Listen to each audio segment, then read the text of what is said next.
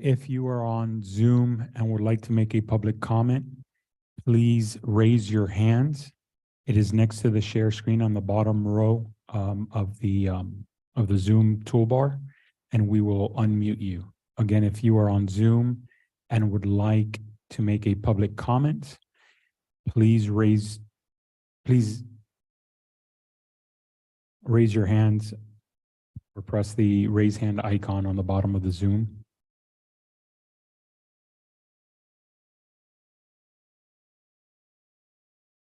Mr. Mayor, I see none. Okay, Excuse me, Mr. Manager. I Yes. have one comment to read into the record. please. My name is Andrea. I am a resident on 117th Street, and I have lived here for almost 30 years. We all know traffic has become very heavy in our area as of late, and I only see it getting worse. We need more police presence. I take my toddler for walks frequently throughout the week and never see any officers patrolling our neighborhood. We need to make our roadways safer. The people driving erratically through our tiny village do not know how to share the road with pedestrians. Excuse me, since sidewalks are not an option, you need to find a solution to keep your village family safe. Last week, I was walking with my toddler and a lady ran the stop sign and was flying down the street towards us. I had to quickly pull my son off the side of the road because of this terrible driver.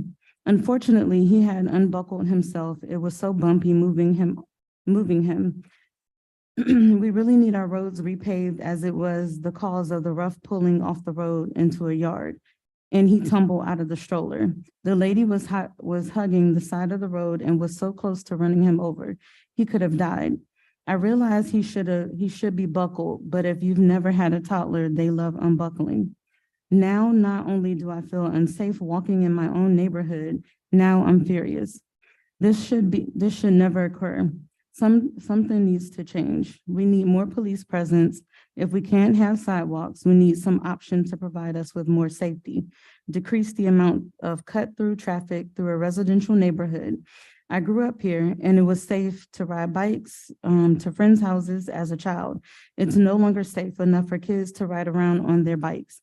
Pedestrian safety needs to become this neighborhood's #1 priority. Our families, our children's lives, and safety need to come first. I don't know what our options can be if not sidewalks, but something needs to change before a precious life is lost. I'm begging you to take my concerns seriously and make this a priority. Thank you, Andrea Sanchez. Thank you, Madam Clerk. With no further public comment, do we have any commission reply to public comment? Real quickly, I just want to thank the people who came to speak, and my agenda item regarding cats. I appreciate you coming and talking to us. We'll get to that at the end of the meeting. So if you can't stay, I hope you can zoom in from home and watch us then.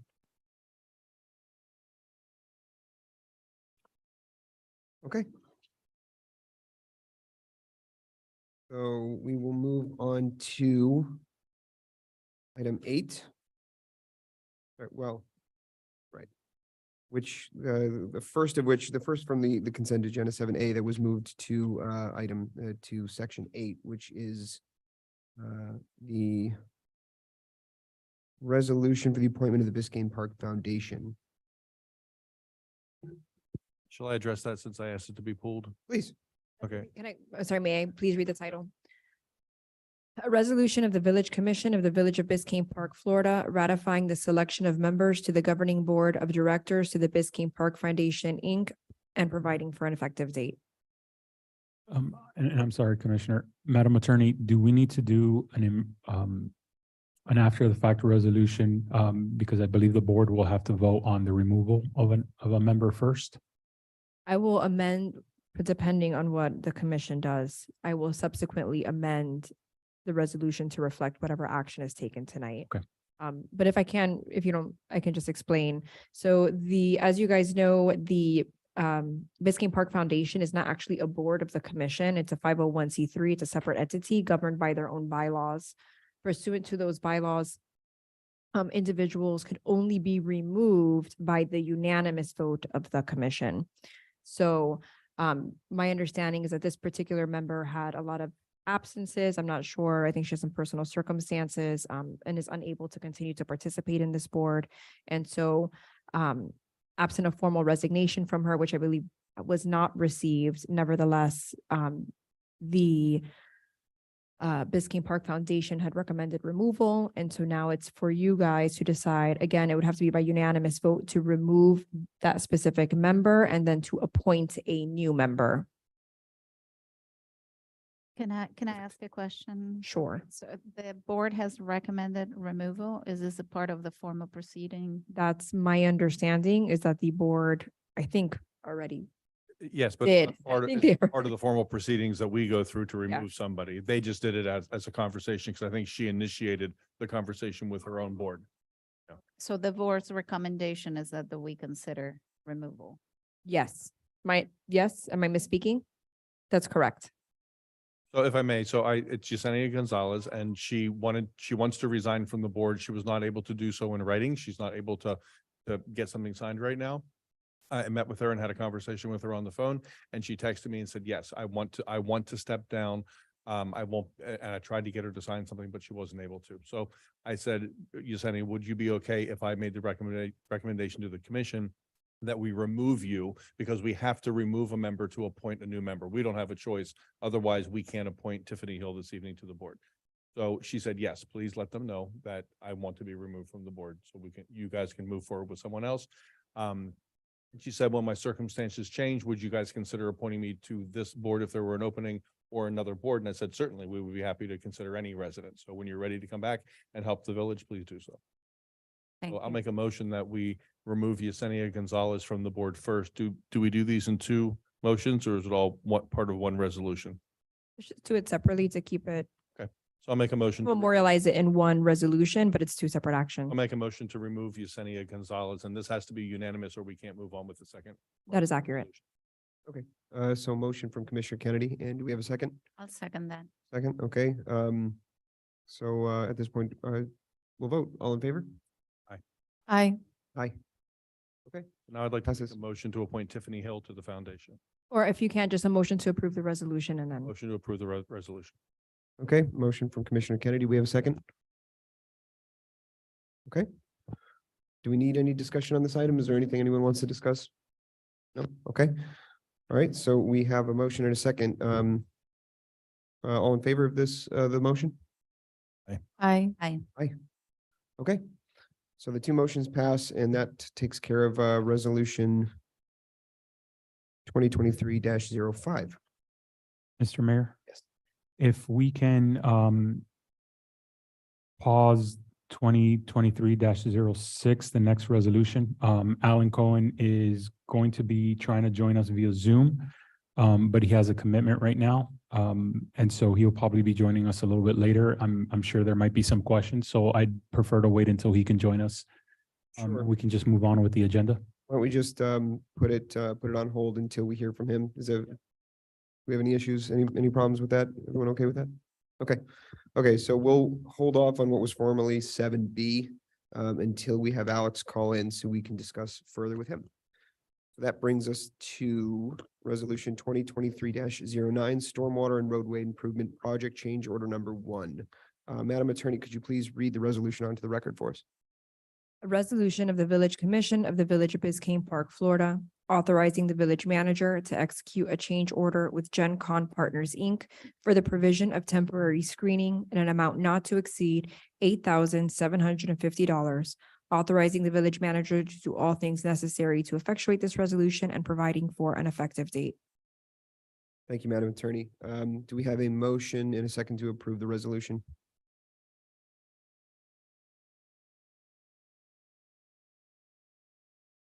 Any?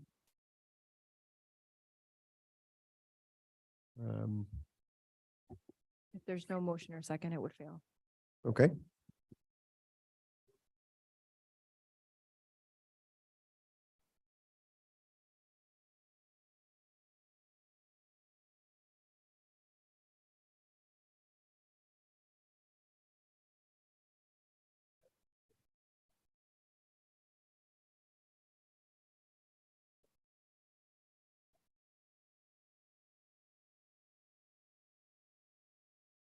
So I think that, yeah.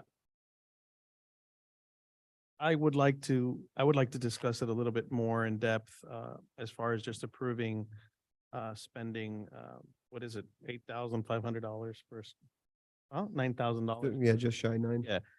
So I don't know if you guys received an email today from Alex, and he came up with some ideas of perhaps, looking at maybe plans, that we can later on can, give to residents after the project is finished. I just hate to spend $9,000, on a screen, for road construction, to be quite honest. I understand the concern from the, from the residents. Having driven around tons of construction sites, I've never seen a porta potty screened in my life, whether it's been on I-95 or on a public street or whatever. So I understand it's in the code, Janie. I get it, but that's not the point. The point is that I would like to see if there's other ways that we can potentially screen this off that doesn't cost us $9,000. It's real simple just to write a check, from up here. It really is. But if there's a way that we can get around having to pay $9,000 to screen in a porta potty, I would like to explore that opportunity. I would just add that under the code, it does require a minimum 6-foot high fence and plywood structure. So that's specified in the code, unfortunately. Well, so we're talking about our construction code that the former commission passed, that we require, just so people who are listening, I know we're all clued in on this, but people who are listening may not understand. We require residents to abide by this code. So people who are doing construction they're putting the screen around, and we find people for not doing it. They've paid a fine. I may not be right about that. They paid a fine, and they also then came in compliance. So we're requiring residents to do the very thing that we didn't do. So just to be transparent, I'm the one that I think first brought this to the village's attention. It was around the corner from my house, and I went for a walk one day, and there's a porta potty literally on the side of the road. So what we're talking about is a porta potty, a toilet, sitting on the side of the road, not back inside of a property, not back inside of a construction site.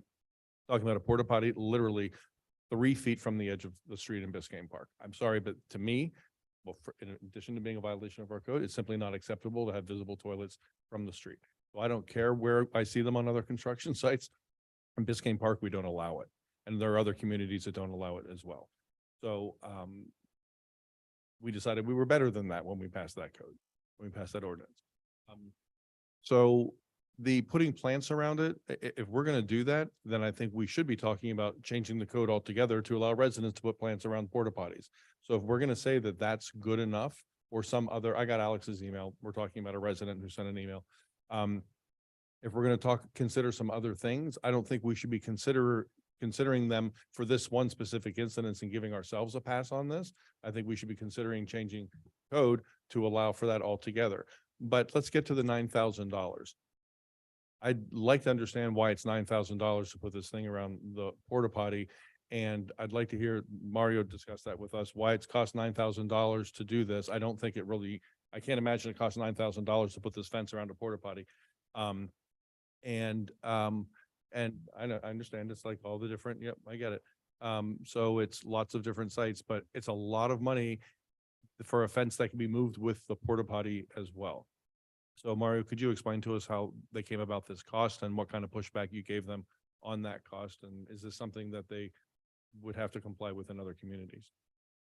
So from the beginning, this is not something that was part of the procurement. It's not something that was part of their contract.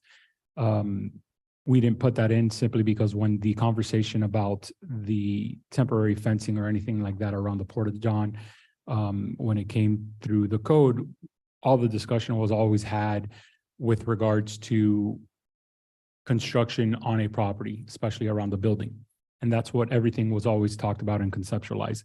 This is construction project within the public right of way. It's not a type of job where you're going to have the next year, 2 years, or 3, like some of these other homes that are being built on the street. So it was not ever discussed or conceptualized in that manner. It is also not a common construction practice in any type of project. I know you've said other communities have it. I've never heard of a community to have it, especially in South Florida. I don't know if upstate or in other states, but I've never seen that practice, not even in Indian Creek where they have one road that comes in and around. So it was a slip of the mind why it wasn't part of the contract. In order to make sure that it goes and it is done, there is a cost associated. That cost is for the rental of the fence. Just like the other staging area, they rent that, except the price for the rental of the fence for the staging area is already included within their price bid, which is why it's not a change order. So this is for the rental of the fence for the length of the time of the rental, as well as the mobilization and demobilization, or the installation and de-installation from each site. The construction projects are not along one street and just going from one block. They're in different aspects or in different locations throughout the village.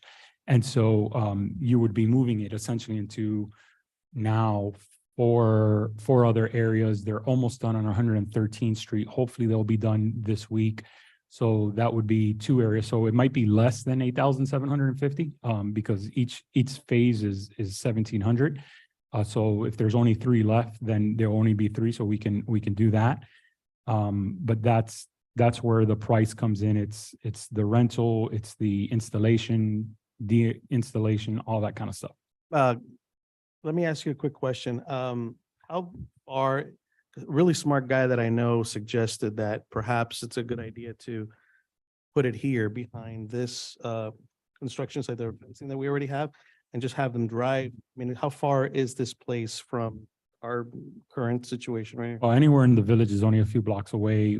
So, And it is a possibility of something that we initially thought of before the project even started. The problem then became you're going to have guys constantly going from the job site to use the Porta-John. So that's going to delay what they're able to do within the day because they have to drive to and from. And then you're going to have the Porta-John where you're going to have guys relieving themselves, even though it's in a Porta-John, in front of a pre-kinder drop off and pickup point. And so neither the contractor nor I felt comfortable with that idea. And so it's like, yes, we'll just put it like we do everywhere else where the crew is actually working. Well, for that matter, Art, I had thought of that too, but for that matter, we have public restrooms. Right now, the project on 113th Street is a half a block from the rec center, and they're here working during public hours. So I mean, we have other restrooms in the village. Public Works has one, Village Hall has them. There's one that has an outdoor entrance here right across the street from us at the police station. So there are other places they could use as well. Valerie, what is the liability to the village if something were to go wrong with this there's a porta potty sitting in the median on 10th Avenue right now. What's the liability if someone got in there, because they're not locked, they're hanging open, you could walk into that. Someone walked in there, a kid hurt themselves in there, someone pushed it over. What's our liability if something happened with that porta potty? They did provide a lock. When I looked at them, they weren't locked. Okay. They busted the door and the lock closed still on it Okay. before the weekend. I can tell you. Oh, really? Yeah. So what's our exposure here if Well, something were to go sideways? Under the contract with this contractor, we have an indemnification where they would have to indemnify us for what happens on the construction site. Now, to the extent that they don't control it when they're not physically there and it's not secured, I can't say. 'Cause they're not here. That's the thing. They're not here 24/7. So when they leave, then it's our problem. Something happens. Potentially, yes, it could be. Can we have, and this is a question I raised to Mario before, but maybe considering the public work guys build something with plywood. You said plywood is acceptable. That's what's required by the code. So what other options do we have? Yeah, so that's Yeah. a question. So I understand, that this will be pulling the guys from their day to day. But to avoid spending the $9,000 or whatever it might end up being, even if it's a little bit less, I'm sure it would save us money if we were to go a route B of maybe using public works to do it. But what is the probability of that be in you know, a steady fence that would We would have, cause? I don't know. We would have to pull our guys from, the one person who really does this type of work is doing work for police with regards to accreditation. So we would be pulling him from that kind of work to build this kind of structure. But a question, Madam Attorney, the code says a 6-foot high fence and plywood structure as approved by the building official. I'm not sure what a 6-foot high fence and plywood structure means. I don't recall now when we drafted it, what was envisioned. Well, we've enforced it on at other construction sites, so I'd be curious what they did. If I recall, there was one, I don't want to name an address, but there was one here that got in some trouble because of it. And didn't we just approve them to put like what amounted to a tall chain link fence that had the green mesh around it? Right, and that's what the quote is for, but Yeah, we're doing a the plywood plywood. thing is what's throwing you. Yeah. I don't know what a plywood would be. But to create a box big enough where someone would have to kind of come in, either with a gate or off-centered where you kind of walk around or something like that, we would just have to take that time, buy the material and all that, and then take the time to be able to build something. And then to have it through the building official means we'll have to create some kind of schematics, have them review that, make sure that meets all the stuff for Florida Building Code once they give us the approval on that. And it could just take a moment to see, but who's going to create the schematics to be able to do that. Rolly's more of a handyman off the cuff. I'll make it work. Here you go. Not a, build a plan. So we can definitely look for something and make it all work. But Is it not a possibility Very to allow well. them use of our restrooms in our public buildings, the rec center and the village hall and? if the commission is okay with the delay of projects and that potential ramification, They're then only going a we couple can of get doors. over. They have to go to the I bathroom. think if I would be happy to hear what the vendor has to say about that option, whether it's going to be a week more of a delay that save us the. I don't think you're gonna additional get $9,000. that kind of answer from them, Vice No? Mayor. No. Can I It's- ask a question?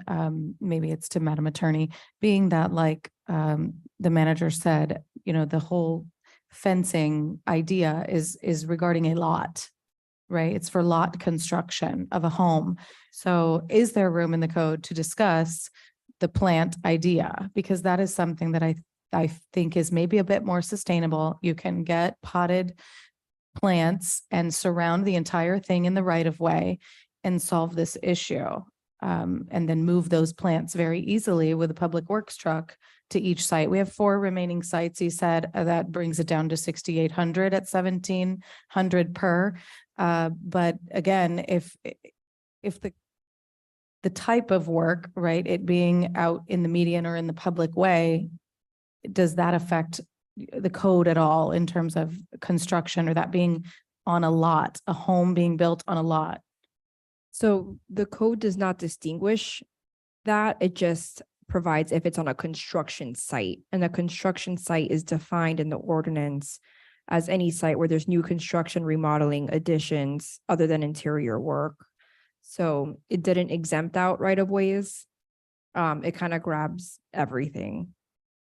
Is it feasible or recommended to adjust the code to reflect this difference if everyone were in agreement with that? If there's consensus for that, then yes, there should be clarification provided in the code, whether you're only going to apply this to residential properties and residential construction versus construction in the right of way, if that's the will of the commission. 2 readings and that wouldn't happen tonight. Right. That's No, would correct. be You my- would not be able to apply tonight. I'm just, Yeah. By the time we get that done, this project will be finished. Could I? And could I'm I sorry, suggest- Mayor, and to the Vice Mayor's previous question, because I did want to clarify and make sure you had the answer as to why I said the contractor won't give you a timeline, because there's no real way to gauge the impact of something like that. So you could have somebody who they're gonna go and they end up taking half an hour, right? But they're not crucial to the job at that moment. It's really the guy behind the excavator. Well, if all of a sudden the guy from the excavator is taking and he's holding up the rest of the crew, then all of that, there's no way to really determine whether it's a week, a day, a month, or anything like that. It might be very negligible. It might be a couple days. It might be nothing. But there's no way to say it's gonna delay us X amount of time. Mario, Right? could, So it's just one of those things, there's like, yeah, that's not, construction's not gonna be a 3-year project anyways, and we're okay with a little bit of a delay, then that's fine as well. could we try Right, and it? that's what I was going for. I don't, it's not to say that they need to tell us it's gonna be 3 more days for, no, but it's for the vendor to understand and us to be okay with the fact that it might take a little longer for their crew to be in site As long as. as the commission's same willing price with it, Yeah. that's been Can we try negotiated. it? Yeah, We try it. I mean, right now, just move it for the current job and the next job, put it over here and, oh, you said we can't put it there. I don't know that we can't put it there. I think you said that you were sort of You had some uncomfortable with that. concerns. What if we, Comfortable with it. well, It- it's it- the staging area. Again, look, Still want to remove it from we- view, right? Rec center's public The- restrooms, people go in there all the time anyway. right, and so the 113th Street took about 3 weeks to do. I believe the next phase will probably be shorter because it's a shorter run over on 111th. So we're talking, if they finish this week, if the idea is let's just remove it completely, I kind of agree. You're gonna have people who are pretty dirty. They've got mud, grime, all that walking into the rec center. That's gonna be extra cleanup for our people to kind of be able to do. If that becomes sticky, then trying to get it out of the flooring might become a little bit of an issue, but if we're okay with some of those things and doing that, then I would recommend removing it altogether and just saying, hey, guys, just use the rec center whenever you got to do it. Go to the park to use the toilet, then to try to be creative with the porta john and what it is. If not, where the money comes from, I believe we can do the change order as part of CITT because it's part of the project. But because it's not already part of the overall project, I'm trying to be cautious because if they say, no, this isn't really related to the road improvement, although it's part of the overall project, then it would come out of Public Works. We would make that work, which we're still doing pretty well with. So we have the money. It's not like we're going, but it's really whatever the commission would want to do. And I apologize that we're at this. It's not something that was top of mind for me, and it's not standard construction, which is I've been a part of construction in one way or another for my entire career. So, we'll make sure that doesn't happen again, but it's whatever the commission's comfortable with at this point. Whatever you all want to do, we'll do. I'm comfortable with having them use our facilities and seeing how that goes, try it and see how much it slows them down and I especially can't if they're using imagine public so much. works. I can't imagine it's gonna slow them down Could much. be, It's a I couple can't of imagine it blocks. is either. can we make a motion Um, then? So Just one final thing with the porta john. Are they just going to remove it or are we going to move it behind the screen? I think that's just, The direction that I will give to the contractors to remove it from the job site. well, should we have them keep it here in case this doesn't work and you have to go to plan B? Just I have would them think put it over here and not use, behind put the it here screen, behind the fence and not nobody's use looking. it. Yeah. And tell them to go use Public Works, try to keep them at Public Works as much as possible. Public Works is a Public Works building, I will talk to them, yeah. Yeah. I, Okay, so I guess Probably the the best. motion Amend your is to contract. approve the money. So I guess the motion would be to either just, There was no motion was or no mo- second, so so do we need to make a motion to deny the resolution or just no, let it there's no die? motion, no second, it fails. There's no action that needs to Okay, be so taken. we can just let it die and ask Mario to use Public Works and see how that goes and they'll let us know. We have a meeting next week and a next week we'll be here. couple of weeks after that. No problem. But at least it gets the porta potty off of our streets and I also don't like the liability for the village. Now I have one other question about this since we're on the topic. So Mario, you said you'll make sure it doesn't happen again in the future. What does that mean? Does that mean you'll have them you'll put it in RFPs? Or Right. can we just add boilerplate language to an RFP and RFQ that says the contractor is responsible for abiding by all the codes of the village? And then when these things come up, say, well, that's on you. You have to abide by the code. No, you have to detail it out. I Okay. personally wouldn't recommend that. I believe no. that is more of bad faith. Because although, yes, they gotta abide by all the code, they're not gonna read every single code to see if there's something that's gonna affect. You'll their- just make sure that it's in there in the Yeah, future. I think to be fair and in good faith, when you're putting on RFP out for something like this, it would be something like you would put under an additional sentence under the staging area or some type of provision that says, if a porta john is to be used, it must be screened from public view at all times and blah, blah, blah, blah, blah. So that it's already part of their bid package. Madam Attorney, I don't know if you felt differently or. No, I was nodding my head in agreement with you. I think it should be disclosed. Do we want to take any action to maybe clarify this or add something so we don't have to run into a wood structure? Maybe we can add something of different structure for the future. So when he puts this out to bid and we say you have to screen from view, it doesn't have to be with a wood structure. Well, Maybe that like would- chain We would link have to fence go would through be an in your ordinance. code. Yeah, Yeah. I'm not saying right now. I'm just saying something we should probably put on our agenda maybe for the next meeting to say, let's talk about amending just that section. I'm fine with that. Okay. Yeah, let's fix it. Just want to have her bring it back to us as first reading to remove the plywood part. I don't see why we need to have further discussion. We kind of just did it. Madam Attorney, would that work? If we just remove the plywood structure portion of that ordinance, of that code? But then it would still have call for offense. Right, yeah, we're still talking about screening, just not requiring specific materials for a screening.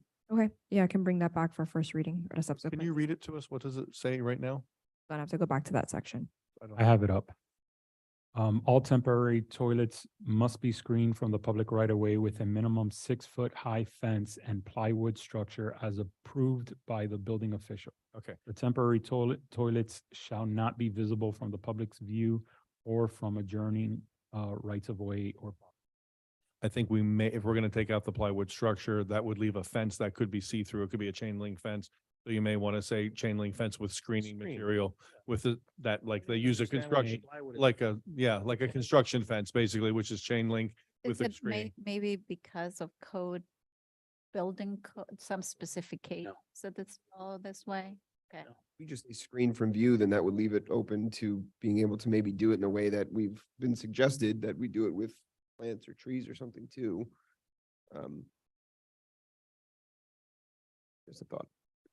As a fence secures it, and then we're saying you also can't see it, so, yeah. I would be very, very happy if it said, screened like with a construction fence with the screening material, whatever language we use in that part of the code. I remember Art being very specific when we did the construction fence part of the code. It says, doesn't it say chain link fence with green screening material or something? Just sort of use that same language for this purpose. It does it. It secures it, it hides it. Makes sense.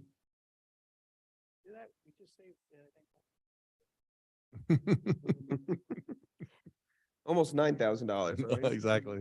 So can we get clarification on what we were gonna ask them moving forward? We're gonna move, to my understanding, we're gonna move the porta john here into this temporary area that's already screened off. Not for use, I see. and then they would use the rec center.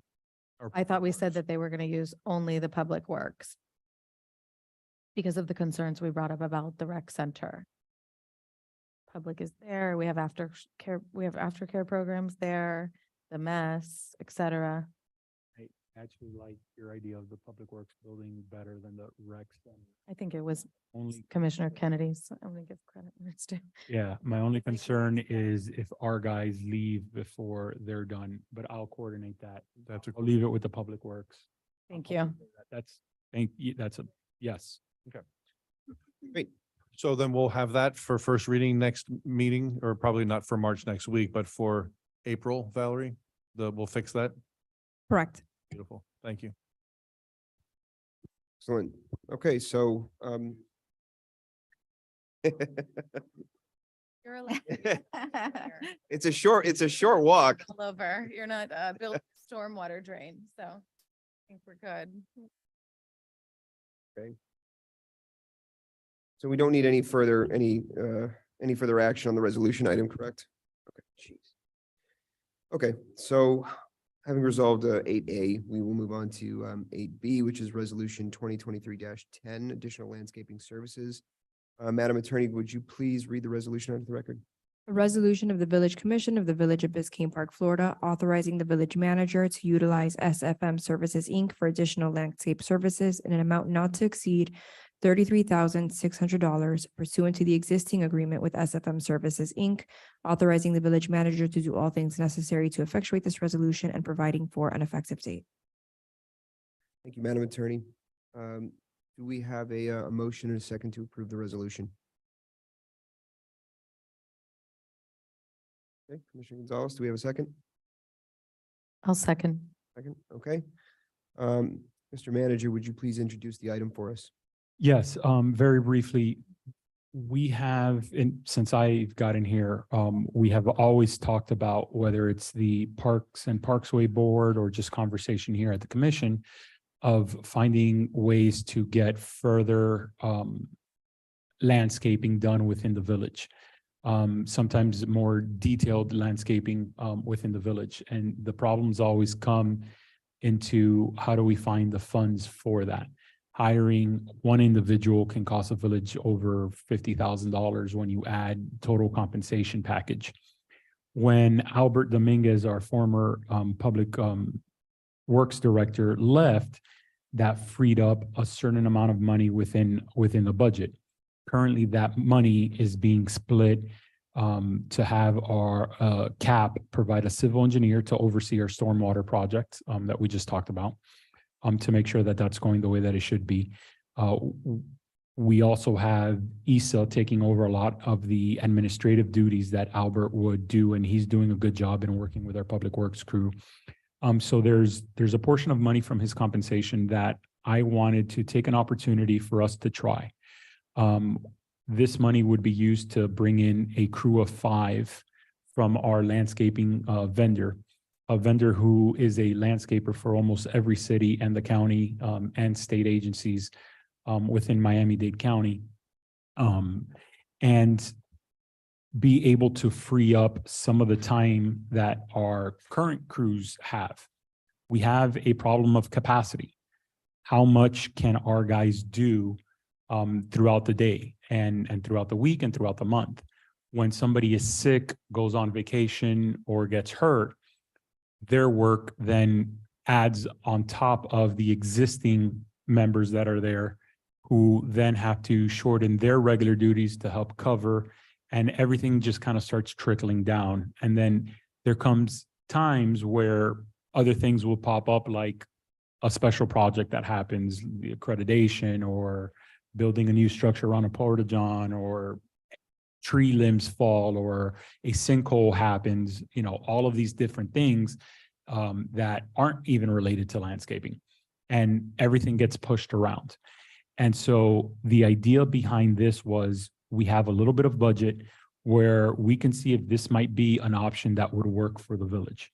And so it's a crew of 5 that would come in, and they would do a lot more of the landscaping, landscaping around the log cabin, landscaping around the butterfly gardens, around the medians, around 6th Avenue, all of these other areas, pay a little bit closer attention than what our guys have been able to do, hopefully get to that level of service that residents have asked for, and we've been trying to figure out of a way to increase without increasing essentially our budget in doing so.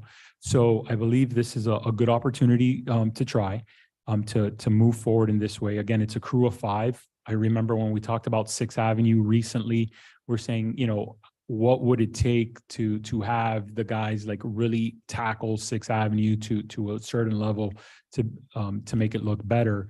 And some of the concern that was talked about and that ISA was mentioning is when they do 6th Avenue, you have a truck, and they're hoping that the truck is good enough to protect them from the 2 guys working on both sides of the median from getting hurt. And so with a crew of 5, then you can have that person looking behind them, looking in front of them. Then you have the 3 guys. So it's a much more organized maintenance of traffic that's done on 6th Avenue. So all of these different things that we've been talking about for some time, I think this gives us an option for the remainder of the year to be able to do. Now, we might say, hey, this is actually starting to work, and we're starting to see some positive stuff, and we want to do it instead of bi-weekly, we want to do it more. but we already know what it kind of costs us.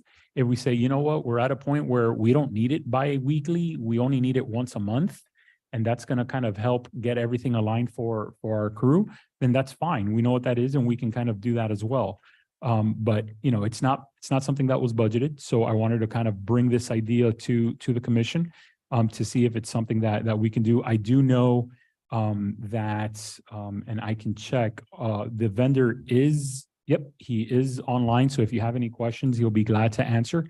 And the idea is that the crew, although they do more of the landscaping, and more of the I almost want to call it decorative landscaping, but it's more than that.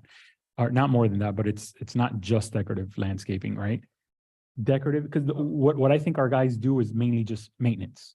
And it's, you know, come in, do something very quick and move on, right? Because they don't have time to spend 4, 5, 6 hours in one location to help fix something, right? So, and sometimes that's something that you need, but if you have a whole crew working in that area that know how to do it, then that time is reduced much more. So, but if they see something that's going on with a tree is suffering or anything, because the company is so big, they can just call in their arborist crew and say, hey, can you come take a look at this? And then we can make the determination, does the tree need to be replaced? Did something happen? So there's a lot more options available to the village. It's an idea. You see the contract. I put that as the back and the bid form. And the proposal, and again, the vendors on the Zoom meeting as well. And I'll ask to unmute to see if he wanted to clarify maybe anything that I said, or if you all have any questions for him or myself. I have a question.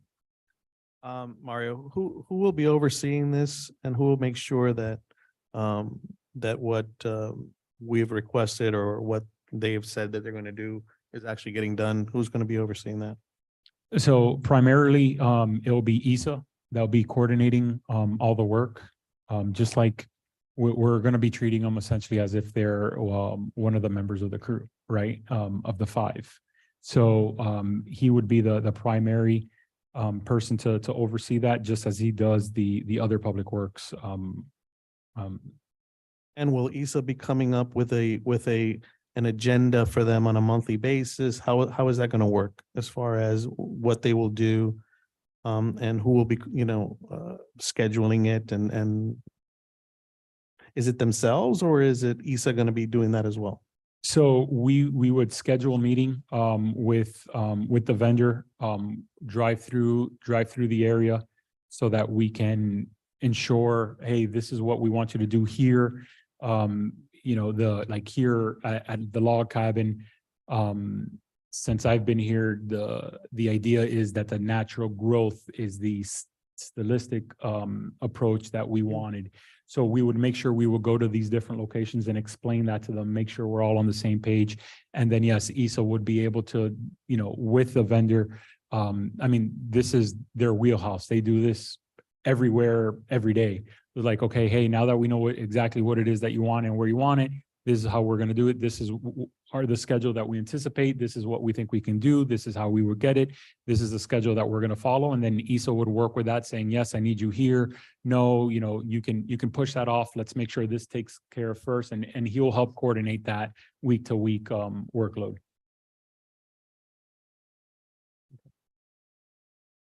I have some other questions, but I'll let other people. I have a couple questions myself. So I think where I'm stuck is more on the measure of what the standard is that we're looking for to achieve. I think it goes in hand with Commissioner Gonzalez and saying, how are we going to be able to police in a way that the contract that we have at hand is happening the way it's expected? I mean, landscape shouldn't be subjective to interpretation, I think. I mean, there's certain standards that need to be met. How beautiful it looks, it's set to interpretation. So I think not having a clear definition of what exactly is that we're asking them to do, it's my question. And then how we came about to this. I mean, I understand we've had, at least that I've heard several conversations about Sixth Avenue and how it looks and what that means in terms of what we get from the county and how that prevent us to treat it the way we would want to see it. But I don't have a clear understanding of why we believe we need a crew on a biweekly basis. And it is subject, this is a third question or kind of a conversation point, or discussion point. The contract establishes this is biweekly, 5 people a year, and this will be started now. So are we compromising? We can stop at any point, or we're compromising next fiscal as well? Let's start with that. We can stop at any point, just like any of our contracts. We make sure that there's always a, what's Termination for convenience. Got it. Thank Okay, you. so we can, Termination for convenience. I was stuck there for a second. So we can definitely do that. It's pending via budget approval Got it. next year. So whether it's this year, we have this year at least to see, I mean, we would need to see where the budget would come from. Right. Okay, so we were having a little bit of a technical difficulty. Mario Cantero has joined us and I was able to unmute him. Mario, would you like to kind of clarify and maybe answer a little bit of that question of what do we get for this type of landscaping? Yes, hi, good evening, everyone, Mario. So the proposal is to provide landscape maintenance 24 times a year, so every other week, basically twice a month. And it's really focused on providing detailed work. So some of the stuff that the public works folks can't handle, it's more detail, more attention to shrub trimming, hedge trimming, weeding, either mechanically or by chemical application, and paying attention to more what the landscape needs to look like. And like Mario mentioned, we do have a host of other departments and staff that specialize in either irrigation or arbor care or installation or debris removal. We have self-loading gravel trucks. So anything like that, we would be able to coordinate with our in-house staff together with the public works folks on getting it done, whatever needs to get done. And so I guess the next question to the point would be, how do we establish 5 people? Why not 6 or 7 or 4 for the matter?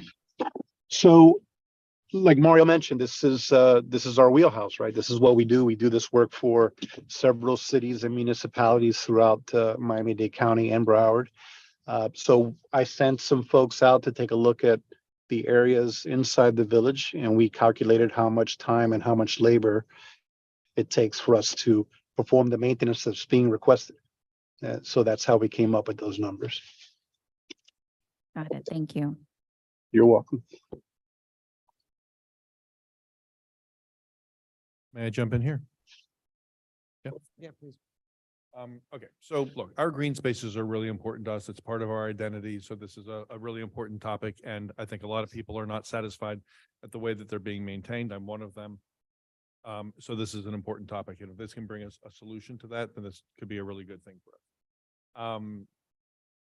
But here are my questions and concerns. First of all, if you look, when I read it, the first thing that jumped out to me, well, I want to address something Art brought up first, because he asked who's gonna manage this, and the answer was ESA.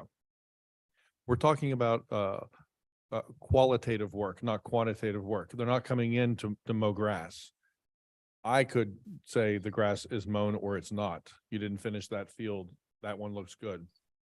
But when it comes to some of this more specific, delicate kind of things regarding plants, especially some of our native plants, the people doing it need to know what they're doing, and we're going to be trusting on that, I suppose. But then the person who's in charge of checking it needs to know, and no offense to Isa, but it's not his wheelhouse, certainly. He's not a landscape professional either. So the person in charge, I don't feel necessarily is the expert to make sure that the job is being done well. So we're hiring people that we're hoping will do a good job, but the person who will be responsible for managing them, I'm not certain is the person who could be the best measure of that. So I want to see what the measures are as well. So when I look through the list of places, it's very specific. Here's how many people for how many hours. And here are the locations that they'll work on, and it lists them all. And I know these locations. I didn't have to drive and look at them. I can picture them in my head. And when we talk about things like shrub maintenance, hedge trimming, weeding, and litter removal, I look at that list of locations and I see most of them don't have shrubs, hedges, or anything to weed. Many of them are just big grassy medians. So I'm not certain exactly what they would even do in some of these locations. And I don't see much litter in Biscayne Park. I'm going to guess it's something that's kind of included under that topic, so I'm not picking at that little thing. So I'm not certain. It's a very specific proposal for specific locations and numbers of people. And I'm not clear on what they're even going to do when they get there. Now, when we talk about some other locations like the log cabin, our entrance signs, Sixth Avenue is not as much a concern as mine. But some of these other places that we've invested in landscaping and it's native, we really do need to make sure that they know what they're doing and that they're doing it well, because you can really botch it up. We have had an experience here in the village recently that something was done in a very, a way that these certain plants shouldn't be cut. And sometimes, plants come back pretty well and other times they don't. So you can do almost permanent damage or something that takes a long time to come back and fix itself. So I'm a little concerned about the quality of the work we're going to get from these people, because quite frankly, the proposal looks like they're going to be coming in. I'm not certain what they'll be doing in many of these places. Because Mario, am I clear that they're not going to be cutting grass? Correct. That's They're not cutting grass. So, but a lot, if you look down the list of these medians, a lot of them, basically all they have is grass, or much of what they have is grass. correct. But what I did to make sure that for anything, anywhere, every median, every location is essentially covered, Is what? covered, right? So the quote is going to include understand, any of the covers all public, these things. everything. So all we did is just list down basically every public space that had any type of landscaping or anything like that, so that in case anything were to happen, they would be able to address or anything like that. Because correct me if I'm wrong, and I apologize, I'm trying to look. We also. No.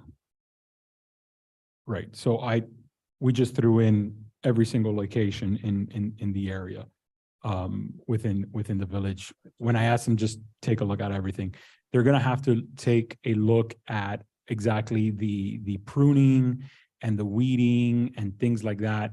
More specifically, I think they'll be spending the majority of their time around the entrance sign. So all the bottom part of the park signage, right? So around the entrance signs, around the one here on 113th and 6th, the park on 113th and Griffin, the log cabin, the butterfly gardens. Less the big grassy medians. More of that stuff and less the big grassy medians. Exactly. Understood. That's where we'll come down. Now, the 33 essentially, the 33 is essentially saying, okay, you're gonna have a crew of 5 for 8 hours a day, twice a month. That's where the 33.6 is coming in. But like I said, if we want to use them less, because now, okay, we're doing it, this is the level that we're actually gonna need. It's gonna take our guys to do 6th Avenue, all these entrance signs. Actually, we can do it in 4 hours or whatever the case may be. We're not required to spend all this money and spend all this time. This is just No, this is up to to that amount. essentially 16 hours a month. Is You what could we're say only getting. 4 hours this month. And that's all part of the contract management that you Okay. end up working with them so that we can make sure that we're doing it at appropriate level. When I spoke to Mario, I told him, think of it as twice a month. I don't even know if you think we need it weekly, right? Because when we're always talking about the landscaping and how much, and our guys are like, I don't know what else. I go, I don't know, maybe we need someone here on a weekly basis. And he goes, Mario, I don't think you need someone, one guy here full time, which I think was my initial request. What would it take to get one person full time every day here? And he goes, we don't really operate that way and there's no point. And then he took this analysis. And so we looked at the contract. What can we get? We have the money available and said, okay, so we know where the cap is going to be on what we're going to go for. It's a not to exceed amount. It's a not to exceed amount. So now it's like, So okay, now, we're kind of covered in that regard, that we Right. can't sort of like go crazy here. But I still am kind of stuck at, what we really need help with in the village. If you look at, forget this contract and this company, if you look at what do we need in Biscayne Park, we need some of our nicer landscaped areas tended to better because we don't have the ability and or time to get it done. I feel like this doesn't necessarily address that need. And I'm afraid, I'd like to see some of the work they do. Can you clarify for me? Because I don't quite understand what you mean by that it doesn't address tending the care to those areas. Because it lists all these other places. If it were specific to certain places, like it was a smaller list and it was very specific to, we're going to come in and take care of your native landscaping stuff. But hedges and shrubs and things that it sounds like are going to be cut. I feel like what we need, and I thought what we needed that was discussed before was the native landscaped areas, like this building is the perfect example. That's where. Which is included in the I area. understand that, but other stuff is as well. And That's just I'd a like to see coverage what I'd like to report. see what they do. It kind of worries me that we're handing this off to somebody and the person who's going to oversee them isn't an expert in that area either. Because it was just a couple of months ago that the idea was you were going to hire when the public works director left, you were going to replace him, either that position or someone else in that department that had the skills to help with this. Now, if that person were here and they were overseeing this, that would make me a whole lot more comfortable. It's like, oh, we have an in-house person who's in charge of all of this, who does a lot of it, manages our in-house team to do this. And now he's going to oversee these people as well. But we have someone in charge who really knows what they're doing. I kind of feel like that oversight's missing. And I know this is their wheelhouse and it's what they do, but they're new to us. So that's where I stand on it. I think we need something, and I think this is an interesting solution to it. And if we decide to do it, we're not obligated forever. And Mario, you could literally say after the third visit, well, I'm not happy with their work. I'm just not going to book them again. Yes, sir. Yeah. So, I mean, we do have all those kind of outs. So, It's not like we're obligated and something could go terribly wrong long-term. so Mario, let me ask you a quick question. So, if we approve this, when would this begin? Mr. Cantero, when could your cruise start if it's approved tonight? We can start within 2 or 3 weeks. Okay, so I think from my point of view, two things. Number one is that this is not a long-term agreement, so we can get out of it at any given time. And then what I would like, and I hope that you guys agree, is that once they get started, I would like a report of what exactly they've done so that we can either go see what they're doing or you can present it via pictures or however. I want to see what they're doing as opposed to just letting them do whatever it is that they want to, what they're going to do. Mr. Cantero, can you provide those reports on a monthly basis? Pictures. Sure. Yeah. So. Yeah, so we if- have an in-house QC system. We do 2 different types of QCs. One revolves around safety of the crew, and then the other one is maintenance, the quality of the maintenance. So the inspector goes out to sites, all the sites that we maintain on a monthly basis, and they'll look at different categories like mowing and edging. I know that we're not doing mowing and edging here, but it's part of the program. Weeding, trimming, pump conditions, irrigation, all that, and it's together in a report with pictures, super nice. Beautiful. Something we could send out on a monthly basis. Awesome. And what I'd like to see is some before and after pics, right? So what it looked like when you got there and what it looked like when you left. That I think will give us a lot of confidence in what you do. And Is it okay if I just add to that, to piggyback on what Commissioner Gonzalez is saying? I think as you've probably gleaned by now, that we're looking for a steward of our native plant, of our native situation that we have going on here. So, in addition to on your monthly report, if you have recommendations regarding these other medians, for protecting our trees and these root systems, and to Commissioner Kennedy's point, would love to know what municipalities you're working with and go browse those sites as well, because I think we're very open to, especially as we build a relationship here, to expand on these medians that only have grass in them today, right? So if if you all do that, whereby you include even recommendations based on what you're witnessing when you go out there on the conditions and what would thrive and, maybe bring more butterflies, that would be really wonderful.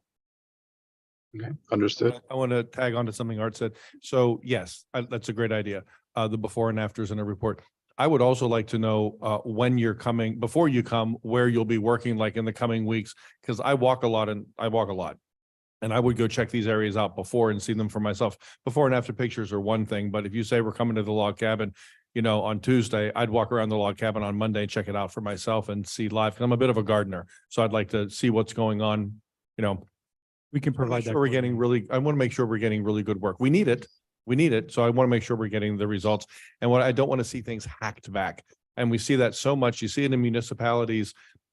You can tell municipalities that aren't taking good care, things just get whacked back and it just looks vicious and it's a terrible look. And taking proper care of plants takes a whole lot more time. I'm a gardener. I get it. So, but that's what we need. So if that's the result we need to make sure we're keeping an eye on it and we're really getting what we're. We'll coordinate that for you, so that, the idea is for them to be on a regular schedule. So once we work all that out, we'll be able to give you that information. I'd like to ask Mr. Quintero a question, if you'd permit me. We talked a little bit about kind of internal controls and who plans, what areas are taken care of, how they're taken care of. Do you have an internal structure? And I imagine you would. You don't just come out and drive around and say, okay, we're going to cut that hedge today.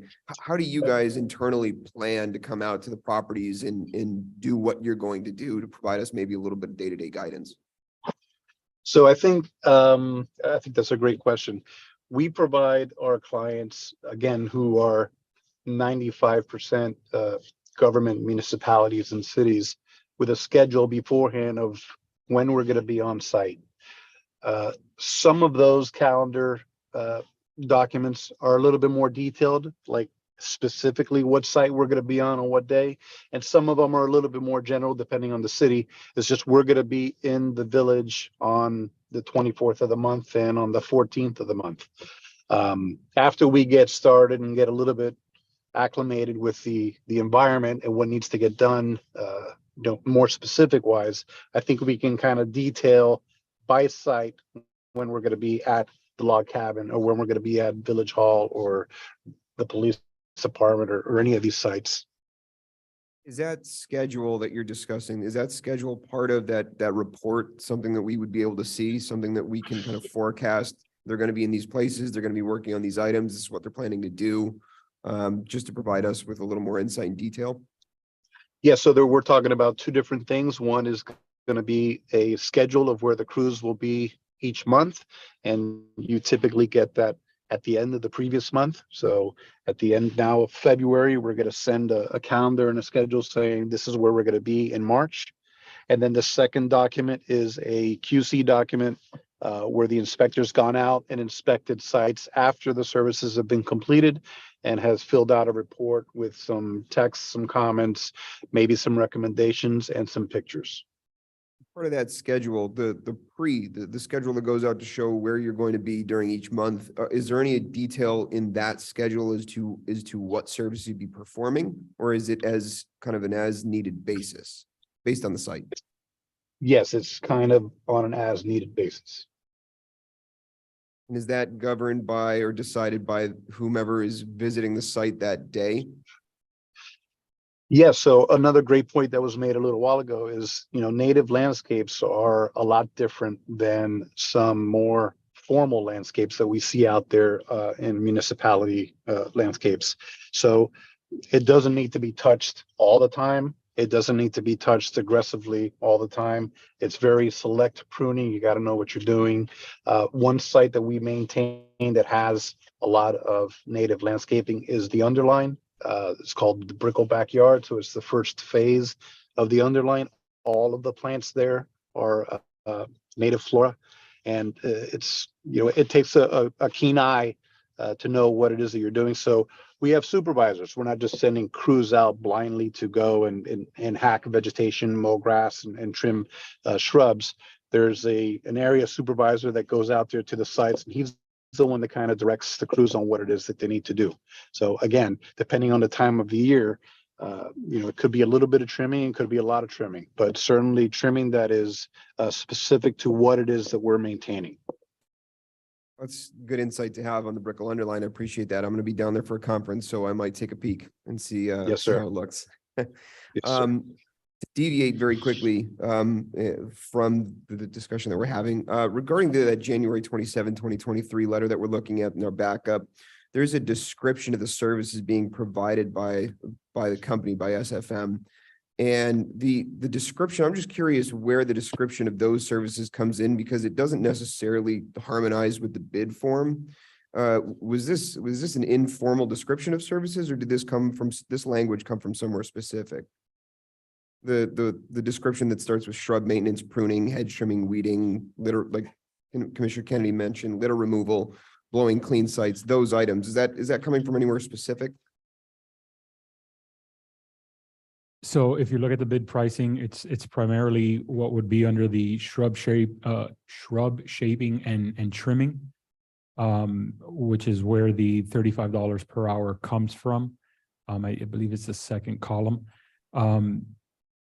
That's where you're kind of looking, the weeding, the pruning and things like that is essentially what you also end up doing when you're doing those type of maintenance on shrubs and things like that. So that's where we're putting everything together. So those services are a part of that column number 2 in the bid form? Yeah.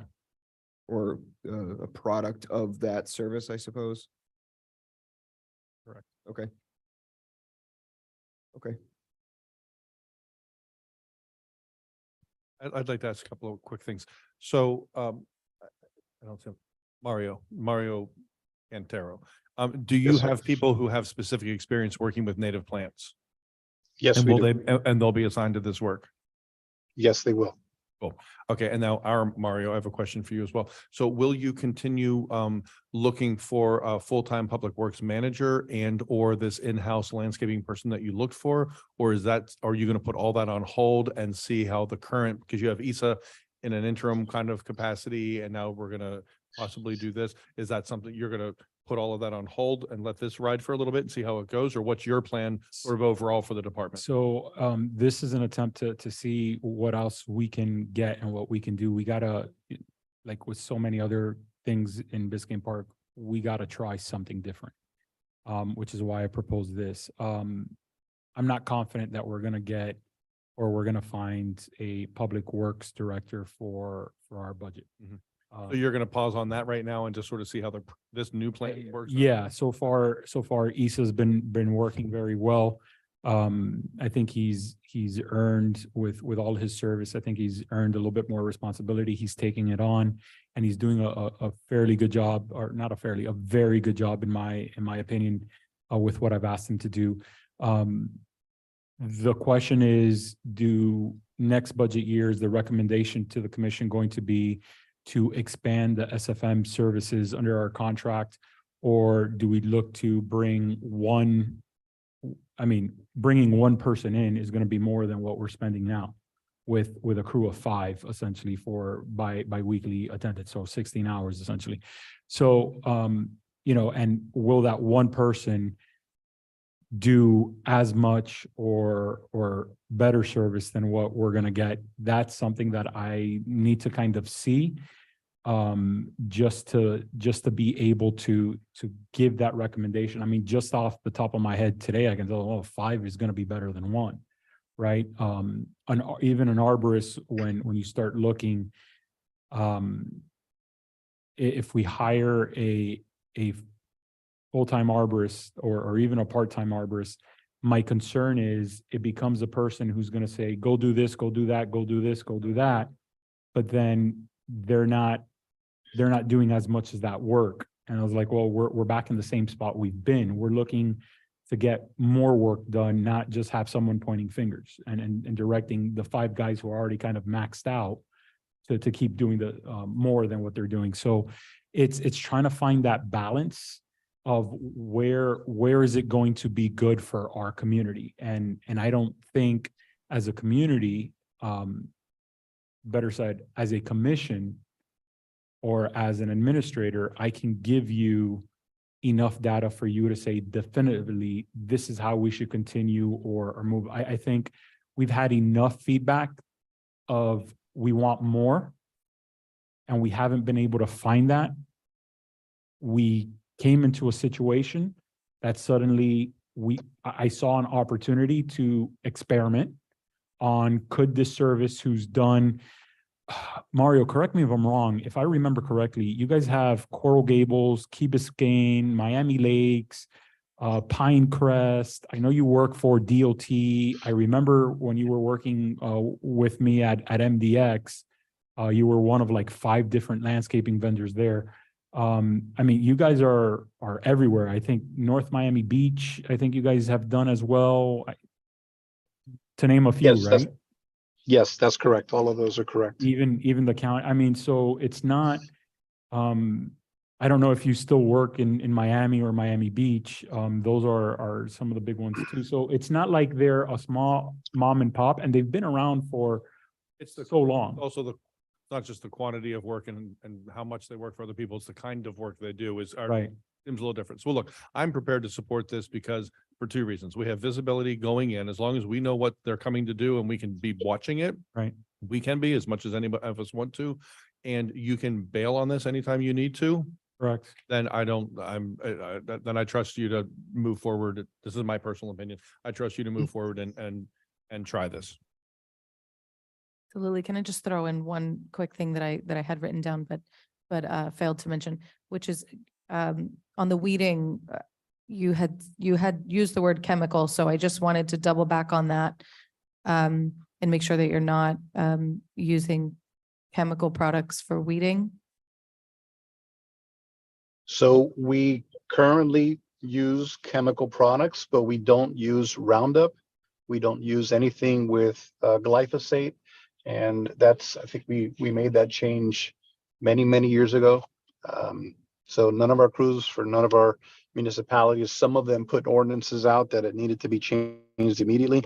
But across the board, no more glyphosate. It's a different type of herbicide. And Okay, we 'cause would, again, bird sanctuary, butterfly gardens, right? We're not looking to scare any of those away, right? We want No. to attract more. No, absolutely not. Very cool. Thank you so much. I appreciate that you took the time tonight. I'm glad you asked that question because now that kind of is a little red flag to me, because hearing what you're not using is great, but the fact that you're using chemicals, that does concern me. Because if we're gonna hire someone, Mario, that's bringing chemicals into this village, he told us what they're not gonna use. Now I think we need to know what they are gonna use. And we need to learn more about that because it's people have very strong opinions about that, and I respect them. yeah, and that's fine. Nothing that they would use is prohibited by Miami-Dade County or even some of these bigger cities that have gone through this process in the past. And again, I know I've reached out to Alex over on resiliencies to see if they can recommend anywhere the village, because remember, for a long time, Public Works, they use chemicals. And I told them, stop using that because that's no longer allowed.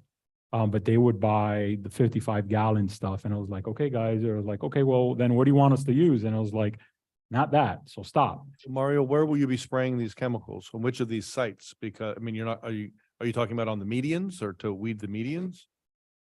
I'm asking, I guess, either Mario. The other Mario, not me. I'm not even a green or brown thumb. Like This is a real concern, and I'm really glad you brought it up. not even a brown, like, yeah. Because spraying our grassy medians with chemicals, I need to know more about that. Sure, we certainly would not be spraying it on grass areas, but in specific plant beds, and just to give you an example, it could be a plant bed that is adjacent to a grassy area in the median, and maybe it's a cocoa plum hedge, and there's maybe half a foot, 8 inches of bare dirt or mulch where typically you get some weed germination. That's an area that we would spray to kind of suppress any kind of germination in that area. But please don't think that we're out there like cowboys, spraying herbicide all over the place. That's not the case. Those individuals that do spray, they do get trained. They do attend the IFAS training down in Homestead at the UF Extension office. So everything is, above board. Everyone's trained. No, Right, but they're being Nothing to trained on worry how, about. they're being trained on how to use it, not what's being used. They're not making the choice of what to use. Your company has certain things that they're using. So the people here, I'm gonna guess that training is how you spray. That's correct. Yeah, so again, it's what, not how. That is a concern for me. Yeah, this is a problem for me. I just hate the idea of. Very having someone to simple. bring- We will provide, if it's needed, we'll provide it. And again, we've asked the resiliency board to make those recommendations of would be acceptable. But they haven't done that yet, have they? No. No, Okay, could we approve this and say, but no chemicals until we learn more about what you're gonna use, start the work, but don't. sure. That's not, Mario, Mario Cantero, can you work without bringing chemicals in? Yes, sir. I'll approve it that way, but until we know what chemicals they are and our advisory board chimes in and we get to understand what's being brought in here. I don't trust what's on labels. I don't trust what the government says is safe. I'm sorry, I don't. Because for a long time, they said Roundup was okay, and now we know it's not. So, If I may, I have one more. I still have concerns about this. Again, going back to the standards of defining what we're looking to see. I understand we will be asking the vendor to provide pictures of before and after, but as far as I know, none of the people sitting here are experts in the matter. We could be looking at something 3 months from now and not see an improvement to our eyes, but what it actually means to trim a hedge or treat a native plant in a specific way. I don't know that we have the capabilities to do that. So that concerns me. And the fact that we don't have the proper supervision, it's my main concern. Because this we're leaving to the vendor to define. And the other concern, and I want to state it again, if we were to put in practice something like this that requires time to be seen, we could be very quickly talking about 20 grand by the end of October. So right before our fiscal. So I think, again, I want to be very clear because I didn't state it at the beginning, but I come from the same place as you all thinking this place deserves much better. I want to see the green spaces bloom and I want to see our butterflies be treated the way they deserve. I'm just being very mindful that we are talking about a contract that is about 34,000 in the making. And I understand we can cut that at any point, but deciding how and when and why is going to be a challenge. Because we don't have the tools to say that. well, at any point that we come into a meeting, Veronica, and say Mario stop, he cancels and he stops. I understand, but my point here is on the base of what we say stop. I'm hoping and I'm guessing that's what the contractor does at its best is provide beautiful spaces. And again, does it mean that the hedges are cut the right way? It doesn't mean that we are looking at every corner that needs to be trimmed. To your point, doesn't mean that the supervision is being done to that standard that is required by the contract. Again, we're putting this in the hands of the vendor because in our village, we don't have someone qualified to provide that supervision right now. So again, I am super pro on moving forward to seeing our spaces greener. I'm just concerned that right now we're living, and this is also an opportunity to learn. And I very much appreciate Mario for bringing it forward. Otherwise, we wouldn't know. True. We've never done it another way. So, but I am very hesitant because this tends to be about seeing our spaces grow. We need time to actually measure if it's working. Time for us in this contract will mean money. And we've already have different occasions where money and budget needed to be approved for unexpected things. So I just want to be mindful of that. And again, if you all support it, I'm willing to give it a try. I just don't know what the conversation is going to be when we decide to put a stop of this.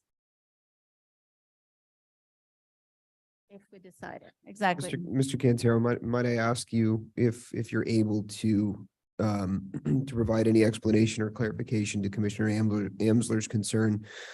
We know, Commissioner Kennedy asked if you have some individuals on your team that are experts or have experience with these native plants. As part of these schedules or these reports that you provide to us, is there any kind of baseline information about how to treat certain native plants, something that we can use as a benchmark to compare the services to? Or if, and I don't mean to interrupt you, if that's not usually provided as a matter of course, is that something that could be added to help us understand the scope and the scope of the services you provide?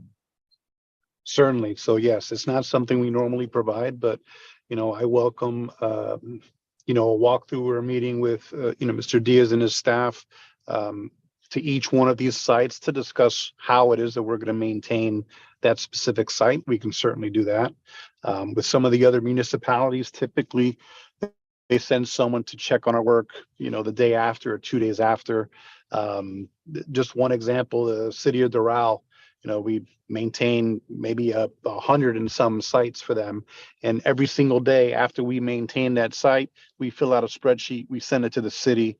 And later that afternoon, or maybe the next day, the city will send out an inspector, just double check that we're doing what we're supposed to be doing. So we can implement something like that as well. So just call it 10 or 15 sites or 20 sites in the village. And the day after, we can provide the day of, this is what we did. And then the city can go out and inspect the work thereafter. I appreciate that. That would be helpful, I'm sure. I don't know that it addresses the concern that Commissioner Amsler is having. I think maybe I'm doing a bad job communicating it. No, and I Um, think, and I appreciate it. I yeah. think at the end of the day, it's just a clear understanding that we don't have the capabilities of Key Biscayne, of Coral Gables, Parks and Recs. I mean, at the end of the day, there is a staffing behind from the village and from the cities that support this sort of vendor. They're on the other side of there to provide for the type of work that is given. We don't have that. Might I recommend or suggest something here? Mr. Cantero, I think maybe this would help. Would you or anyone, on your team that has a specialty or a better understanding of these natural green spaces and natural plants and trees, would they be available to us to maybe discuss how to care for these green spaces? So maybe at a time in the future, when we see some of the work that the group is doing, to have someone attend one of these meetings and allow us to ask some questions about how is it you maintain these trees? How is it you maintain the butterfly gardens? Something to help educate this panel. Sure, we can do that. That help? Thank you, because I know you want to put my doubt to rest, but we don't know, right? And I appreciate Mario, the vendor in this case, for you trying to work with us on this. And again, the concerns are still valid and there's still going to be concerns. And I think, if we put maybe a 3 months, I don't know, again, do we see shrubs growing in 3 months to be able to evaluate if we're doing a good job or not? No, probably we'll need to see it until the end of the contract to understand what the impact is. So that's where That'd I'm, work pretty quickly. That work you can see in one visit. Yeah, Oh. weed whacker, trim of a Loxahatchee grass, you can see pretty quick. okay, so to that point, good or bad will require supervision. So bad work will be seen quickly, good work, it's subjective again, because we're not qualified to define it. And we can get education on to our crew to come and say it's a good, but again, we don't have the person doing that right now. And what I would also offer to the commission is having our staff work with the Parks and Parkway board, so that they can also opine, hey, this is being done this way, we prefer it to look that way. This is work with the board, and the board can also communicate with the commission as well. We also have some residents who really truly are almost True. expert status, and trust me, their eyes are going to be all over. I'm this. sure they'll We help will us. all hear about it if something is And I done well or yes. poorly. And so to that point, I appreciate bringing, treating the concerns. I'm good moving forward and hoping that we keep an eye on this very closely so that we don't squeeze the money very quickly as it could happen. We should watch it from the beginning. I would like to just say one more time that I would hope you guys would support the notion of not allowing any chemicals to become part of this job until we learn more about it. I'd rather err on the side of caution in that regard. I think that that would be practical, yes. All right, so I think we've learned a lot. And Mr. Cantero, thank you so much for spending the time with us. I know that I appreciate it, and I'm sure everyone else here does as well. So we've discussed a lot about different oversights and how we're going to measure the success, so to speak, of this resolution in the services that are being provided. And I think that I think everyone's pretty comfortable with revisiting this as soon as and as often as we can to make sure that proper oversight, especially and at least from our board, is being provided. Okay, so with that, did we have a motion? No. Somebody get a A motion yet, but we've talked about a lot of things. So how do we move forward with making sure, Valerie, that all the things we discussed are considered within the motion? We talked about many things from the vendor, coming from education to including the board ourselves, to maybe revising it in a certain amount of period. So what are we moving forward with? That's, for the most part, I think that's mainly more administrative. I don't think it does anything with the resolution. I think to address Commissioner Kennedy's concern, if an amendment were to be made where the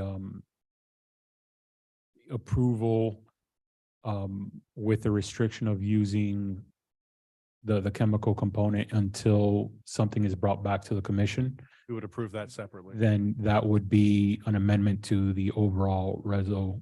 But outside of that, everything else becomes more of the staffing component of it. Got it. Art, would you consider amending your motion to include the no use of chemicals until we approve otherwise? Yes, it was my motion. Yeah. I thought it was. Yes, I will. If it was my motion, I'll amend it to exclude chemicals Wait, until. hold on, go ahead, Mario. I just wanted to make sure with the attorney that you felt that that was okay as well, or if that also wasn't needed because that's more of a staffing to make sure it comes back. The resolution right now that's pending is to approve the expenditure and for the services. I don't know if perhaps they can Outlined in the revise. contract. Correct. So I think perhaps what they can do is revise their quote to include some language that they're not going to use that. I don't think it's going to go in the body of the resolution, but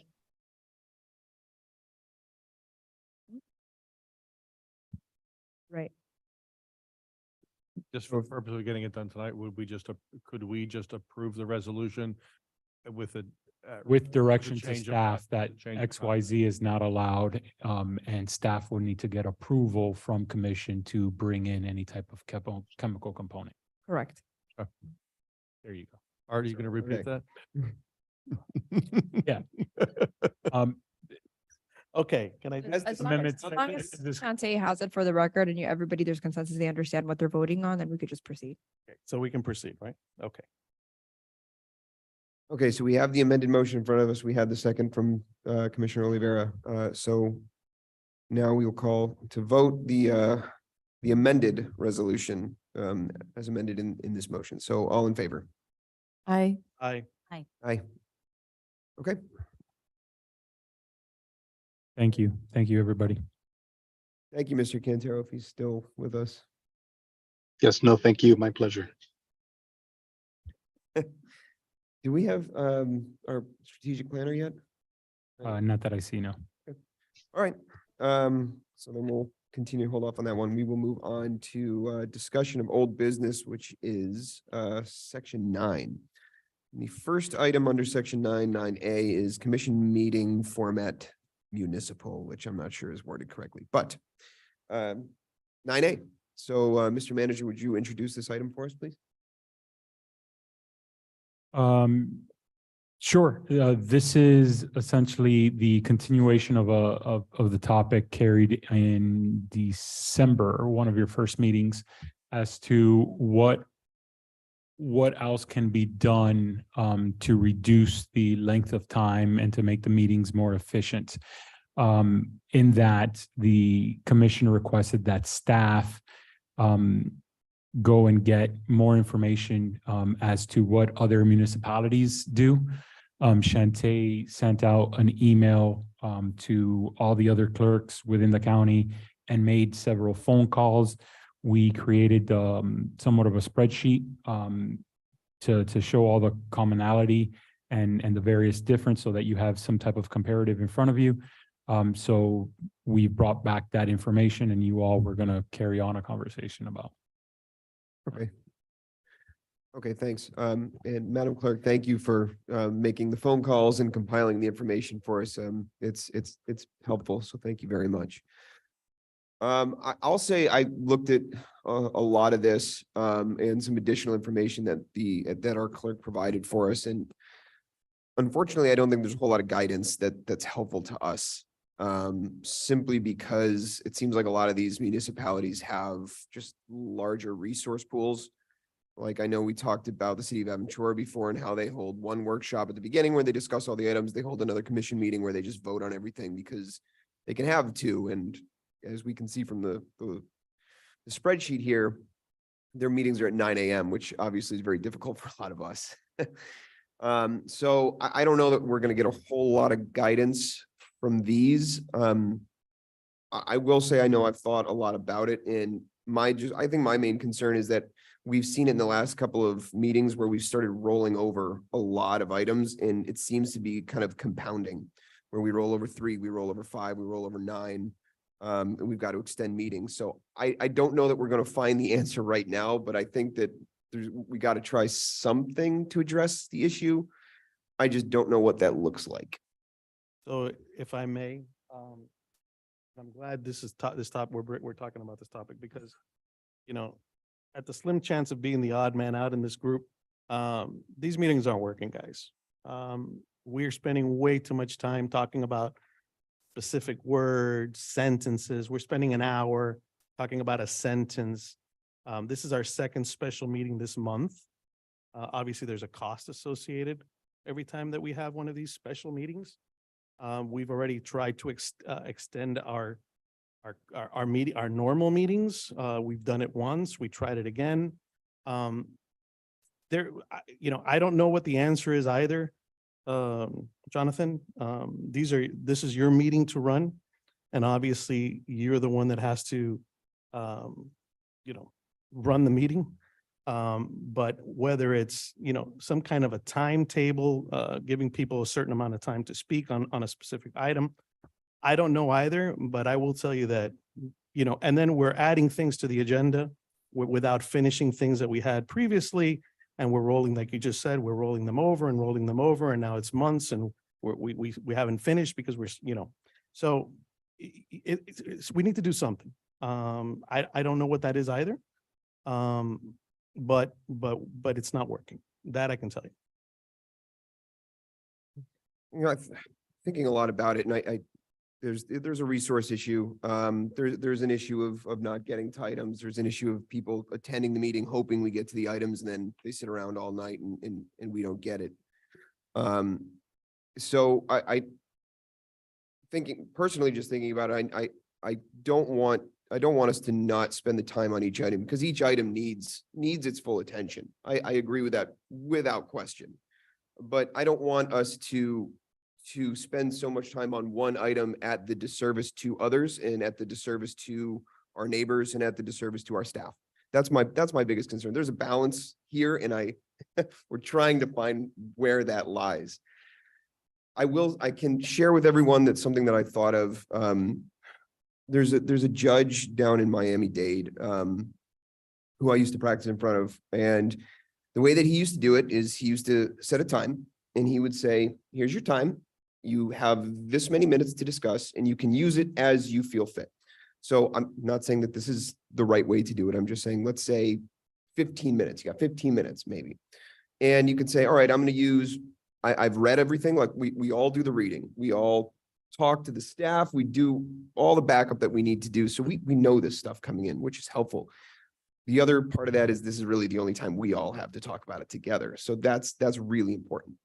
So I don't know if it looks like, let's try this where we say, okay, you've got 10 minutes, use 8 minutes to address your concerns, and you save yourself 2 minutes to address questions that may pop up.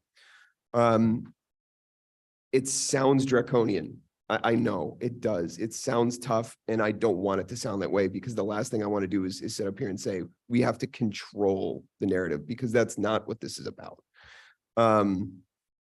But I look at these types of hearings, I go to a hearing, I have a motion to dismiss hearing.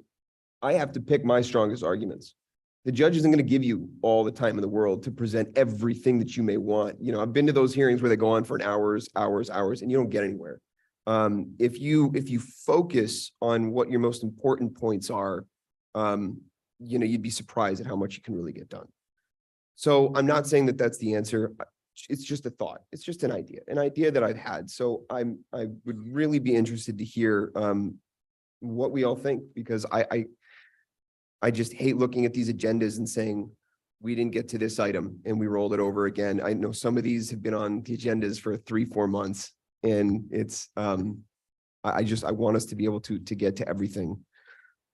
So open to ideas, open to a discussion to see what we might think could be helpful. Okay, so I don't have a solution to propose here, but I think we all agree we want more productive meetings and we'd like them to move along at a faster clip. Here are some of the other kind of realities. Some things require more time to discuss. So I don't think we can sit here and say, we're going to give everyone 10 minutes and you can use it however you want to during the course of the topic, because there are topics, we can't make that one call for every topic that's on the agenda. To the point, because some things are just bigger. And when we're looking at an ordinance, we do have to worry about every comma and every word, because when we get something wrong, then we get an ordinance wrong. We're fixing an ordinance now because that plywood thing is in here, and there were 5 commissioners who passed that construction ordinance. It passed 5-0, if I recall, and none of us caught that thing was kind of weird and unusual and not doable. None of us also caught that it didn't require the village to adhere to the fence thing that we're going to talk about shortly in this regard. So there are things that need more discussion. And then here's the other, I'm just going to say it, it's not going to sound real nice necessarily. There are some commissioners who arrive more prepared than others. We've all experienced it. And I'm going to tell you, I'll just say it flat out, I come here highly prepared. If there's a comma you want to discuss, I'm prepared to discuss the comma.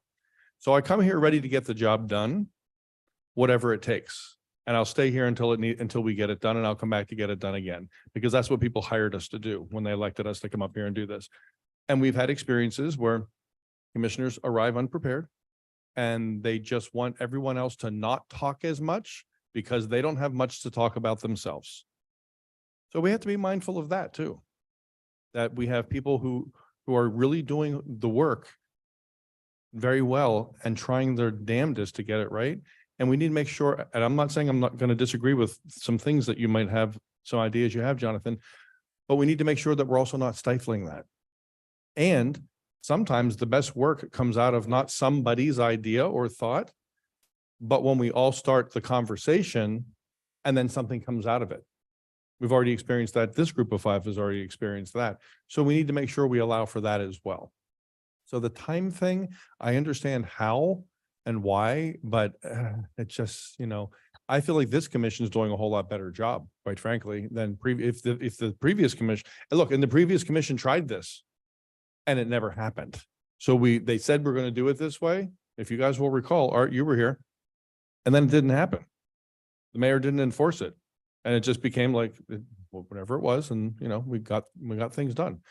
And we're being really productive. So could it be better? Yes, but we're also being really productive here. Now, to a couple of specific things, we can't do daytime meetings. I can never attend a daytime weekday meeting. Weekends, yes, of course, but not, you know, and some of these cities that have bigger staffs, you know, are able to do things that we're just simply not going to be able to do.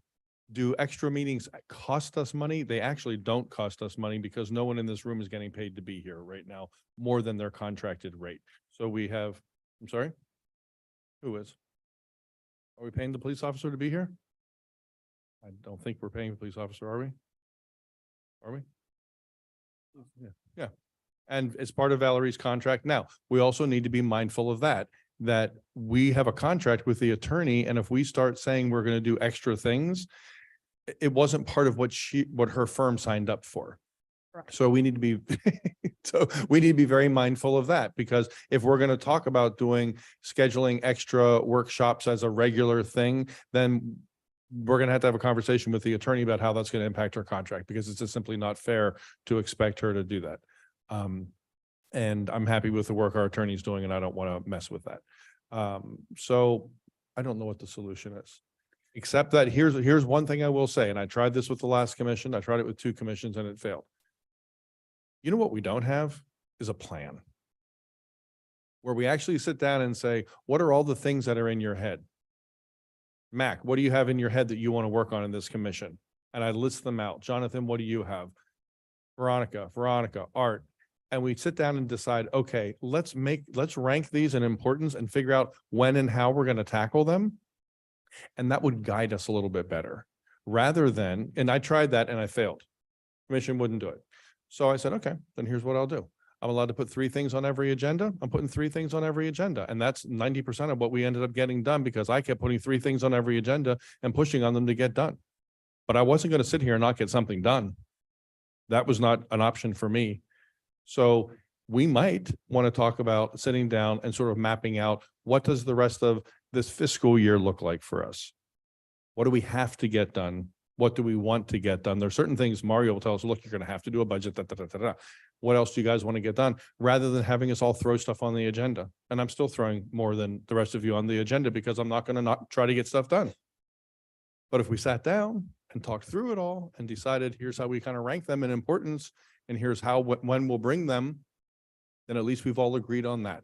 And we all have an incentive to get more stuff done, because we know when we get this done, then we can get to the next thing on the next thing on our to-do list. Will things pop up that are unexpected? Of course.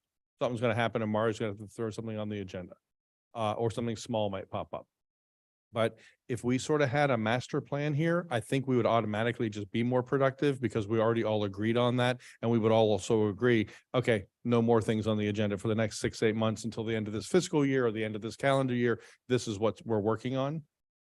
I think that might be something we could pull off. That would make us more productive.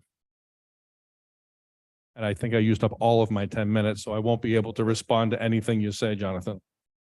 I like the idea of being able to plan out long-term and try to take the items and maybe say, okay, we can adjust them. We can put them in these areas and try to divide everything out a little bit more, so we're not front loading everything. That's certainly a good idea. I think in one way of trying to manage these.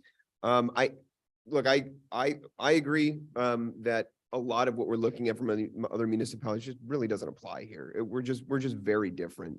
We don't have what they have.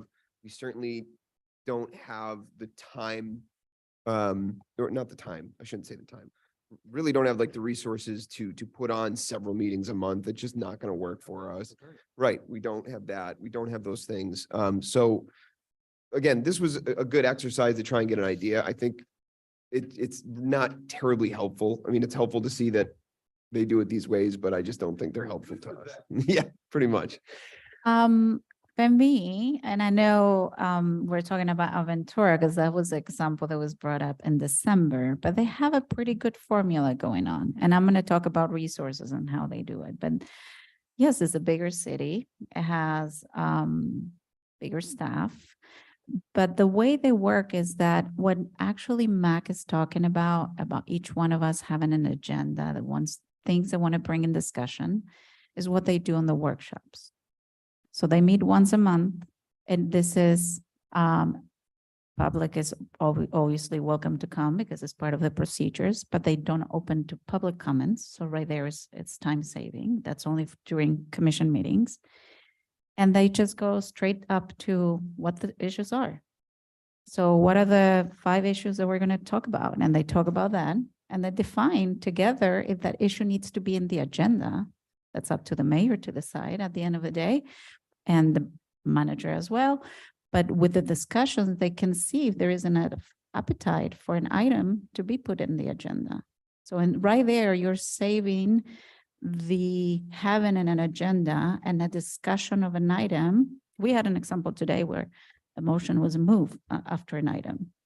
So since this would require the manager to be there, those concerns would have arise then, which does that at the time of the commission meeting, the formal commission meeting where we have public make comments and be present, and we would have guests that we would be able to treat in time when that happens, such as the case on the strategic planning plan, or today that we had a vendor, then that would allow the space for that to happen.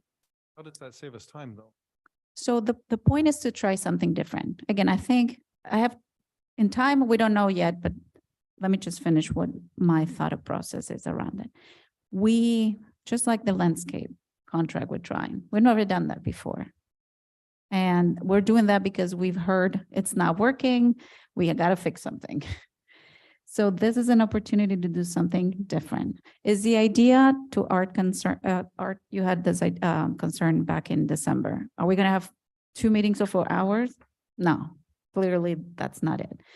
So if we were, what's currently happening on their commission meetings is they last less than an hour because they've already discussed everything they needed to. So they come very clear on voting. That's what each one of them is going to carry. They don't decide, they don't say what they're going to vote during commission. That's part of just having the discussion. When there comes, time, do I make a motion? Yes, no. Do we vote? Yes, no, next. So the workshop is where the meat is spent. And Interrupt, but yeah, spending that time at the workshop and then coming back to vote on it, where's the time savings? That's what I'm not seeing. and I think that's the other part that we need to try. It's the balancing of the time. It's managed by the mayor in this case.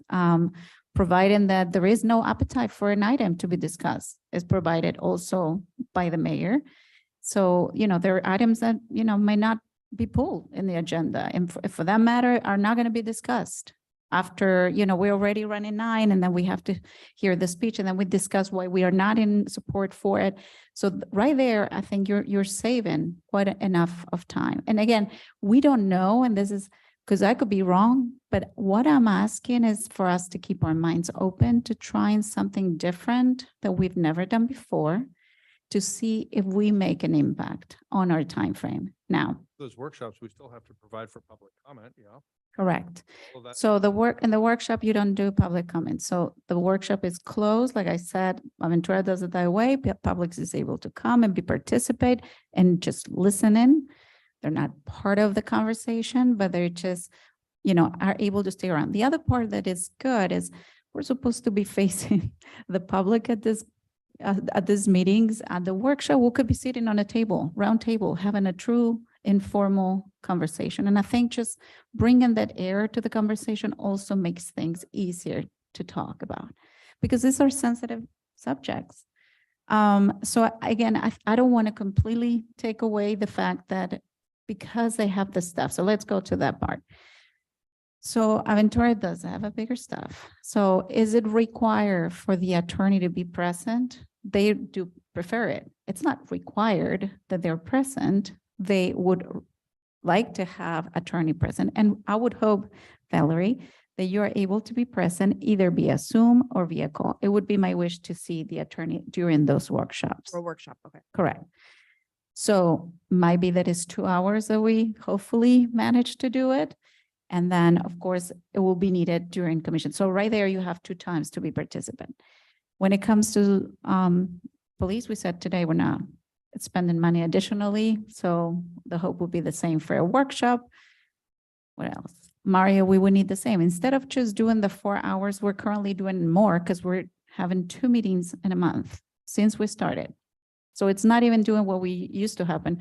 It's just progressively gotten worse because the conversation are rich. And again, I think we need to also manage time during these meetings and we need to be guided as to when the meeting ends. If there is no appetite for enough of us sitting at the table, then we should be able to say, let's move to the next item. And I think finding that space on a more informal, different setting than what's already been happening will be a test into, again, is it going to work? I don't know, but maybe we give it a try for 3 months. And if we're seeing, listen, we're spending 3 hours and now we're going to a commission meeting and we're spending an hour and a half, we're clearly not there either. So I would I've just not say, spent only 3 hours here. So I think we are legitimately spending 4 hours every on time. our we- regular meeting and then an addition on this special meeting. So, and I'm sorry to interrupt, Amsler. I'm just very pumped about trying something new because I'm very about solutions, even if it's just a solution we're trying out as opposed to staying in a problem, which I think we all do agree that being here 8 hours a month is a problem. It is. You know, it doesn't feel efficient.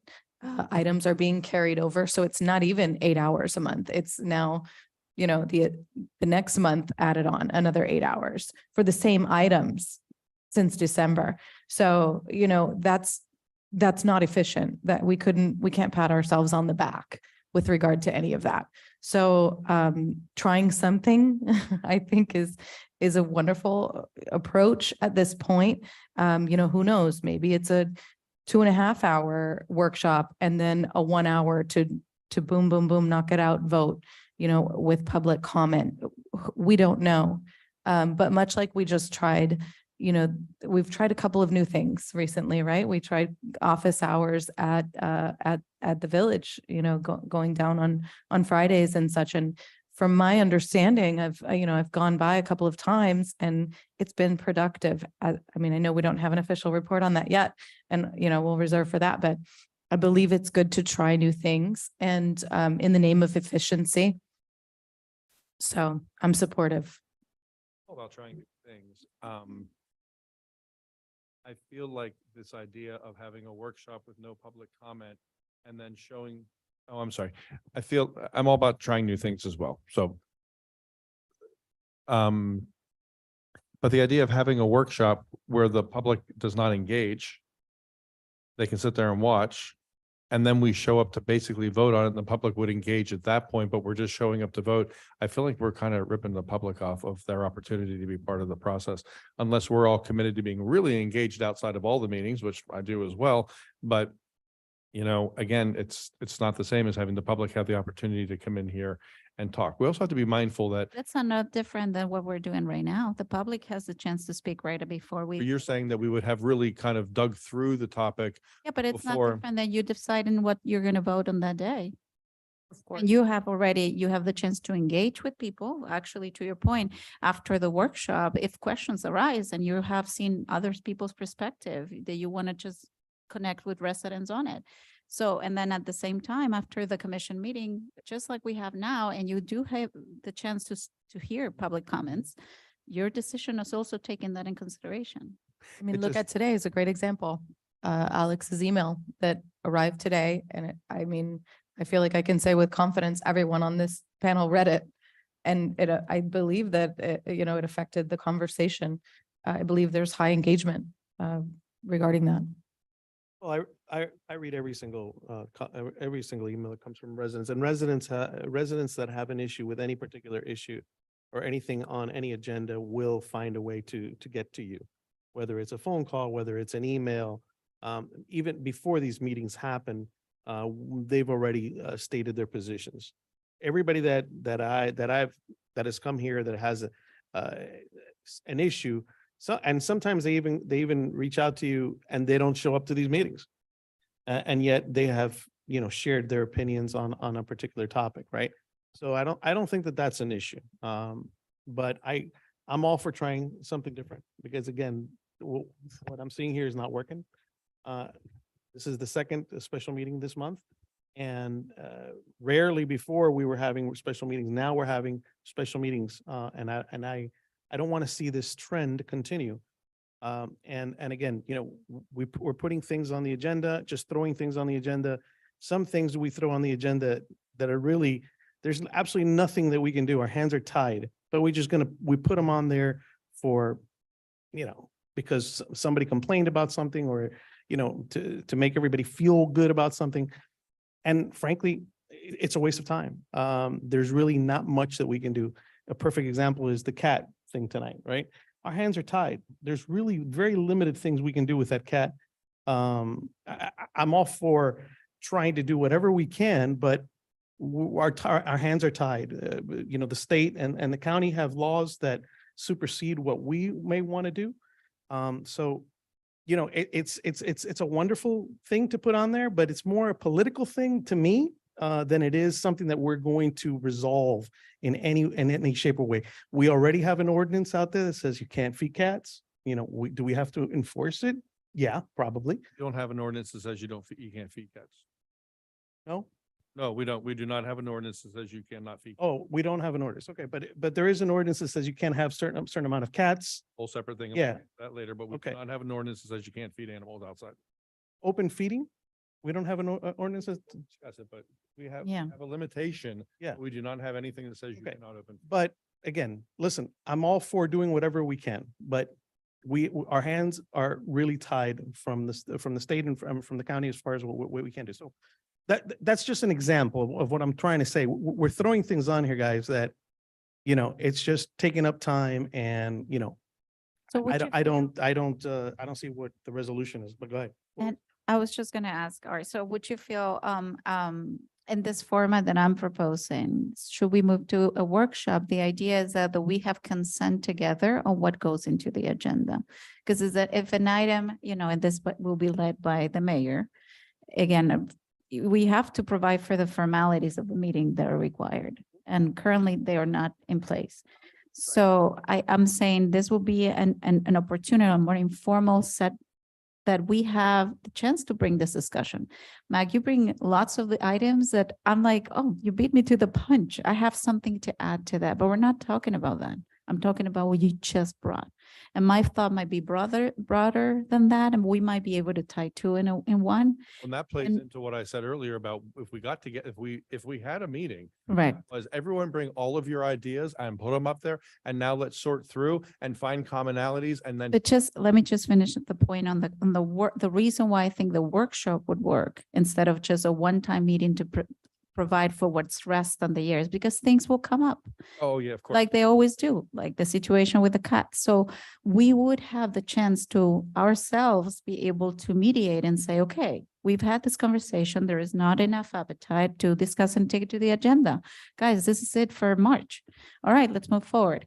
And then it will happen. Then April will bring new stuff and we'll in the workshop, we'll decide, is this something we all feel comfortable? And I think having those bigger conversation, at least put in the workshop and say, this is not fitting for next month. This is a bigger item to discuss, will give us a chance. What if we merge these two things together, Veronica? What if it was, we try that, and the first one is simply our organizational thing where everyone brings everything they would like to see us work on, and we sort through. A workshop. And because I might say, I can't think of something now. Cat. You say, you know what, I was thinking the same thing about parrots. Let's put these two things together and we'll do a Right. cat parrot ordinance, you know, so. But we might decide that we don't want to treat it next month, but it's the following, you know? Exactly, because there's a thing about about our savings strategy, blah, blah, blah, that's more important. But look, I was all about this when I first became a commissioner. Sit down, put it all on a list, sort through, have a big conversation without discussing all the ins and outs of the topics and simply saying, what's most important? What do we agree that we might actually be able to move through? And get that list done first. And that's the order in which. I'll opt for that. If our, Like you're if talking about our, the same thing. if our first, yeah, if our first workshop is an organizational thing, I would love that. Can I, sorry, interject I have one quick question. I know Alan is waiting for us. I hate to kill this conversation because I feel like we're doing such an awesome job coming up with great ideas. I don't want him, does he have a time limit? He is taking time away from his family, and I know he's gonna be courteous to say, Okay. it's okay, I'm fine, but. And that's exactly what I'm gonna say. It's okay, I'm fine.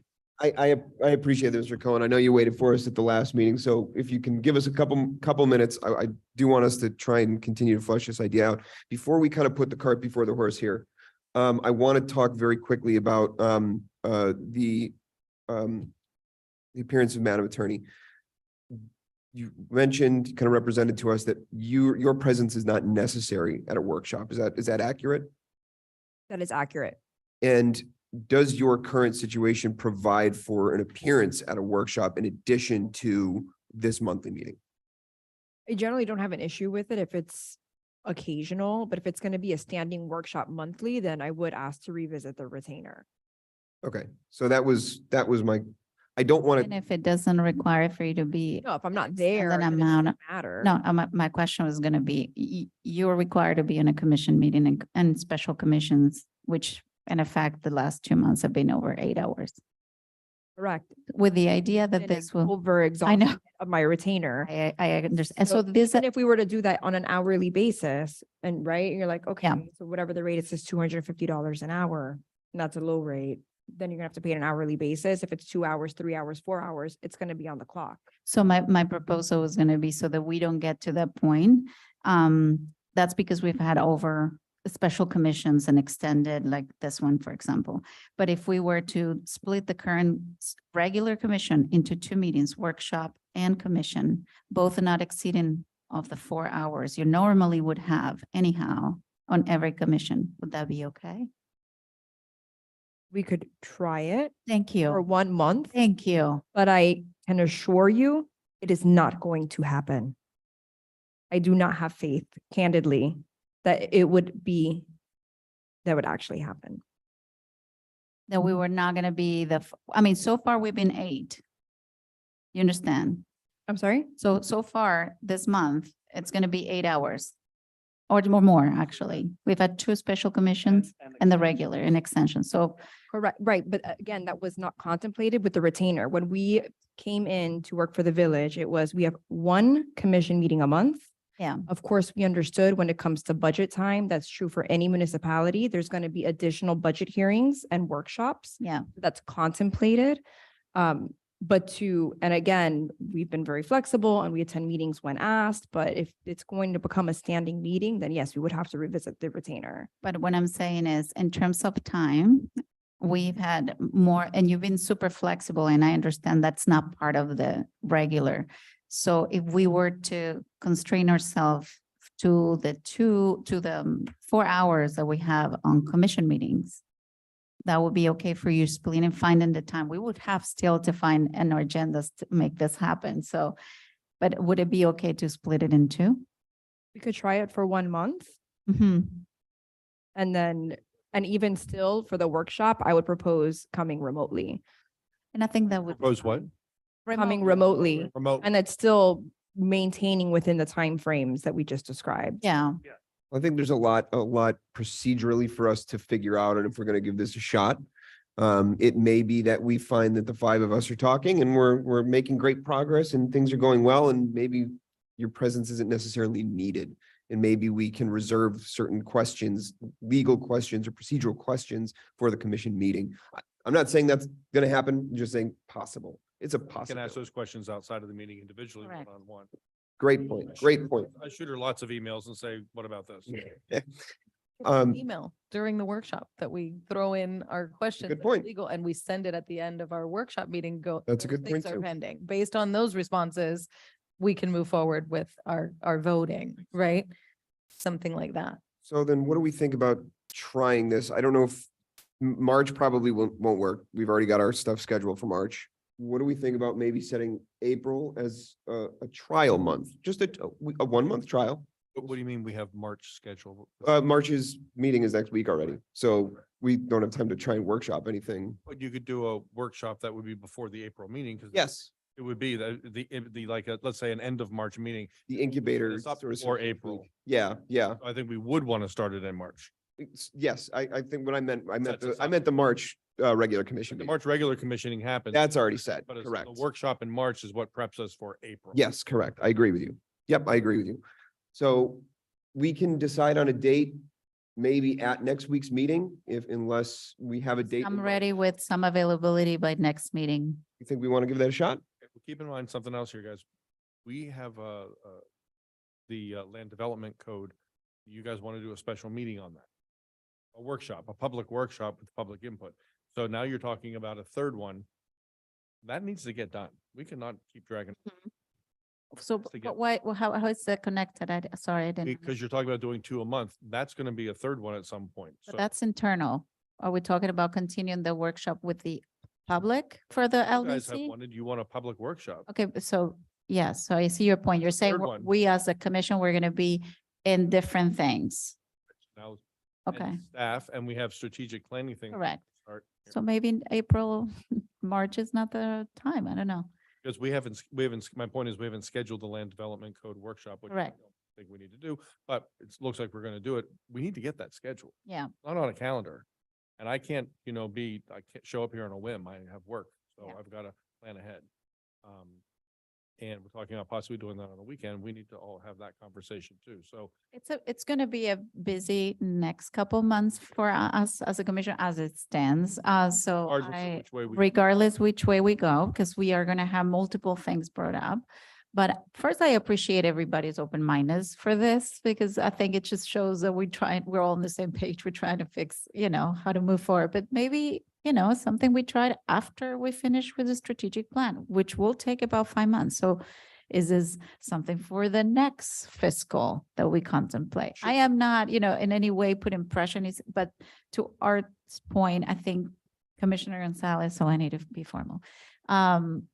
We need to change it. So, whether it's, we keep it the same way until the new fiscal comes and then gives us, no matter what comes our way, we, use this next month to see if we have an option B available, which will be Still this think we need one. to sit down and try to organize our thoughts, because otherwise this is just going to keep happening and feeding itself. But what's going to happen, my fear is if we don't have established and every month we have this workshop, the meeting is never going to end in 4 hours, because our conversations would be so big. I'll be anxious to see if it really, if we don't end up having a full workshop and a full meeting regardless. So that's what remains to be seen. Correct. I still think we need to organize all of our thoughts so we can start getting these meetings more organized. So all of this doesn't keep getting thrown on there. What about this? What about, I like the idea of having our first, if, let's say we think about this workshop is a reality, having the first workshop session together be an organizational one where we bring everything we have, we kind of harmonize them, because chances are a lot of us are going to share some points as we discussed. People might have riders onto certain ideas. Yep. So I would like us to try to commit to doing it. I know we're going to be busy. I know there's going to be an additional planning day or discussion. I don't know if it's going to be a workshop for the land code amendment thing, whatever that looks like. We're going to be discussing that the next meeting. That's an item for that time. So maybe we resolve that issue first and then decide what's the best time to try out this incubation thing that we have going. That's going to start happening too. Correct. As soon as we pull the trigger on this tonight, assuming we do, then that happens and we have obligations there too. Correct. And I think there's Correct. always going to be things, we have special hearings, we have there will always be things that will happen. But if we just need to commit to something different, I think that's the whole Brings point. up you just brought up a good point, Valerie. If there was a variance hearing, could that be looped into, I know it couldn't be part of a workshop, but we could do it the same night as a workshop. We could say variance hearing at 6 and then the workshop starts at 7. Yes, they could be, as long as it's noticed. Right. And it's a separate hearing, then yes. Because then that would at least not have us here and staff here and all that. We have to also remember, guys, we have staff that worked all day here. I mean, many of us worked all day too, but still. They worked here all day and I was with them when they walked over here and set up and started a meeting. So it's a lot on them too. We have a lot of these coming up. So knowing that we could tag a variance to a workshop would. The one thing Helpful. on the whole chart that we got, the one thing I like was that, I think it was Hialeah. They scheduled they have them on a calendar, their workshops or whatever they are. And even if we didn't end up using it, just to have them on the calendar, just getting dates on a calendar that everyone knows if something were to happen, that's when it's going to happen, helps some of us sort of plan our lives around. That's a great I idea. have a lot of trips coming up and stuff, and I have some flexibility when I travel. But if we got at least dates on calendars and said, if something's going to happen, it's that night, not any other night. And those of us who plan travel and stuff could at least have fair warning about that. That's a great idea. And a procedural question into fitting into plans and people's travel plans and the like. At a workshop session, I mean, obviously it benefits us all to be there in person, but at a workshop session, are we required to have an in-person forum? So that makes it a little more flexible too, if we're traveling and, you know, we can call in and we can say, I'm still here, I'm still a part of it, I'm still gonna talk about it, and I'm gonna be in person at the commission meeting to vote on these items. You can vote on it. You don't have to be at a commission meeting. As long as we have quorum True, for a meeting, yes. you can still be on the screen and vote. I think in some ways, the workshops, because it's a collaborative thing, I think it's even more important that we're sitting around the same table. Yeah, I mean, I think Even it's more so than the valuable. meeting, because I've been in commission meetings from other states where I'm talking and I vote, you know? Mhm, mhm. And this may facilitate an easier way to do that too. If we discuss the items in advance, we can just log in to vote. What are we deciding here? What I would propose is that we, at the next meeting, we resolve how we're going to handle the land code amendments in what that plan is going to look like, if that's setting that first, so we can get that done. And we can focus on that and make sure that that's a priority because it's been outstanding forever. And then decide when we plan that, okay, now that that is set in stone, what are we going to do about our first workshop period? Well, at that point, We'll have better we get clarity. the question of Alan. I mean, if we pull the trigger on this tonight, Mario or Alan, when will these things start happening that will be required to attack? Look at that, perfect. Everything's gelling all together. I love it. So why don't we use that opportunity to go into this so we can start discussing with Alan what he thinks the timing is going to look like for the framework for the strategic plan.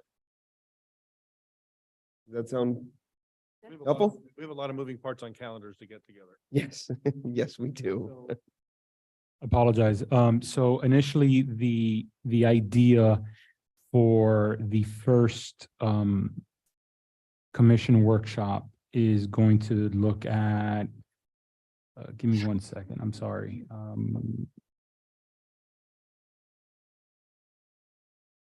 And then I'm trying to look at the, let me just change my screen. Yeah, I'm pulling it Okay. up too, trying to At the look at it. timeline. So we're looking about the actual retreat being about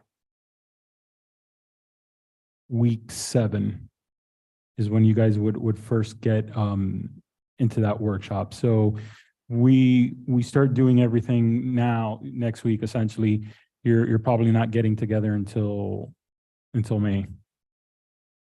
We might be able to accelerate that a little and get it in April.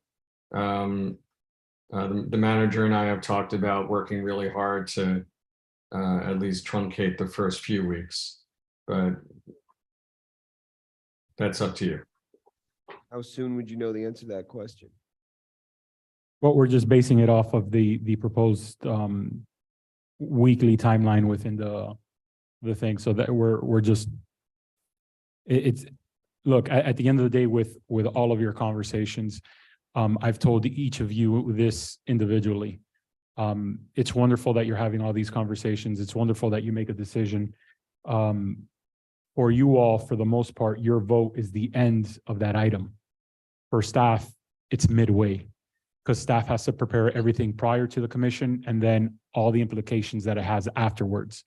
And so it's wonderful that we keep adding stuff onto commission agendas and let's talk about this and let's move that forward. I'm overburdened. Staff is overburdened. I'll be completely honest with you. I'm burned out.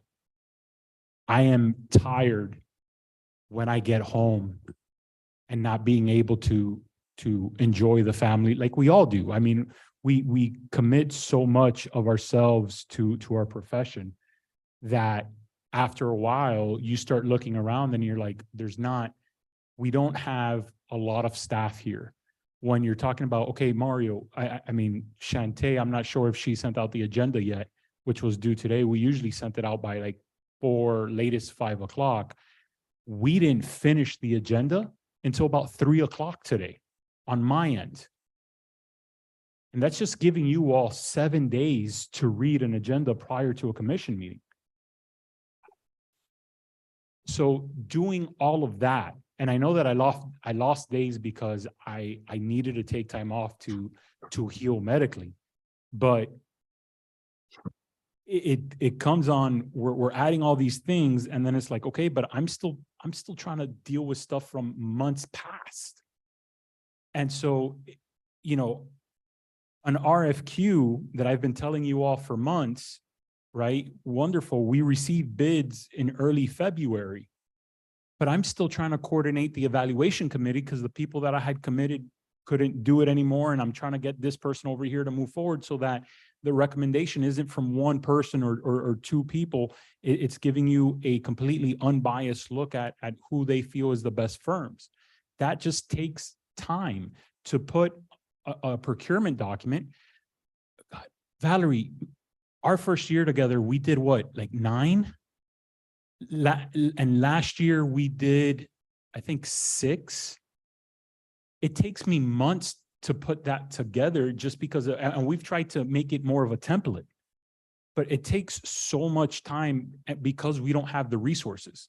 And I could say that for every single department, whether it's public works, whether it's landscaping, whether it's parks, whether it's legal, whether it's Shantae. Shantae, she's not here for every advisory board meeting. She's at home on her laptop, making sure that this streaming works for our community. So she's not just here for commission meetings.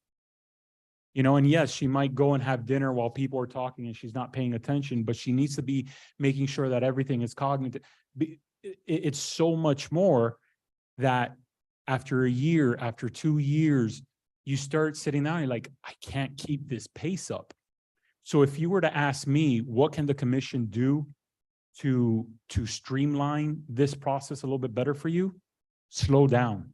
And I know that's not what you want to hear because there's so much that we have to do that walking in always felt, why didn't we do this decades ago? And we're in a rush to catch up.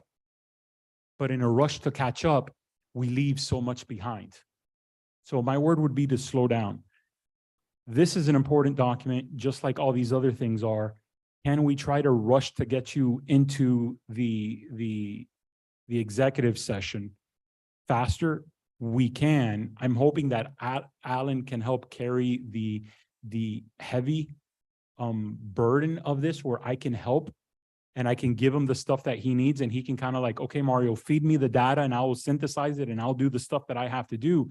But I can't commit to running this process, which is why I've asked for Alan, because I can't. I don't have the resources. I don't have the time. I just don't have the capacity to do it. You know, and so it's realistic. We'll do the very best we can, but yeah, it might not be until May until you all do the retreat. That doesn't mean we won't send out the questions, which are there. I actually had proposed when I first started, I wrote, Alan, how many questions did I end up writing that I sent you and you looked at me and you were like, no, Mario. Several dozen. Yeah, he told me your survey is too long. I was like, oh, but SurveyMonkey says it's a 5-minute survey. And he was like, yeah, let's reduce this. And I think he was able to kind of reduce it in a way that's very open-ended questions for people. So we can start that process with that, and then we can start moving those things along. But I'm not going to, I'm simply doing you all disservice if I tell you, yes, we can have something ready for you within the next couple of weeks, because I can barely put out an agenda within a month time. And that's just being completely honest. It's absolutely fair. And what we need to hear. Feedback from staff on what we're doing. And so, and I know I kind of went off on a tangent, and I do apologize to the commission. It's not to chastise anyone, but I often want to put, we always talk about what are the limitations of the village. And part of the reason why I wanted Alan here is because I felt in this process for strategic plan, which will map out, and for me, it creates a checklist of, if this doesn't pass this checklist, then it doesn't need to be an item we're discussing, right? And I felt it was important that staff was a stakeholder in that process and wasn't the one that was leading it, right? Because then I would, as human nature, I would try to lead you down a certain path, right? And that's not what I want. I want you to hear raw information from the residents. I want you to have your raw feelings and hear from us, so that then we can put these things together and we can understand of like, okay, this is what we can actually do. And yeah, that's a really important thing. I would love to do that here in the village, but it doesn't meet any of the goals that we set for ourselves within the strategic plan. So that's not something I need to, yeah, so that's important. So I think this timeline, I think is pretty accurate of what can be accomplished. And I know Alan's been committed. We keep talking all the time. And he's like, Mario, I'm gonna have your back. We're gonna be able to get through this. Don't worry. So I feel very confident for him to be able to move that. I just don't think we can have that initial retreat within the, before May. If we do, it's maybe towards the end of April, but that's not that much of a difference.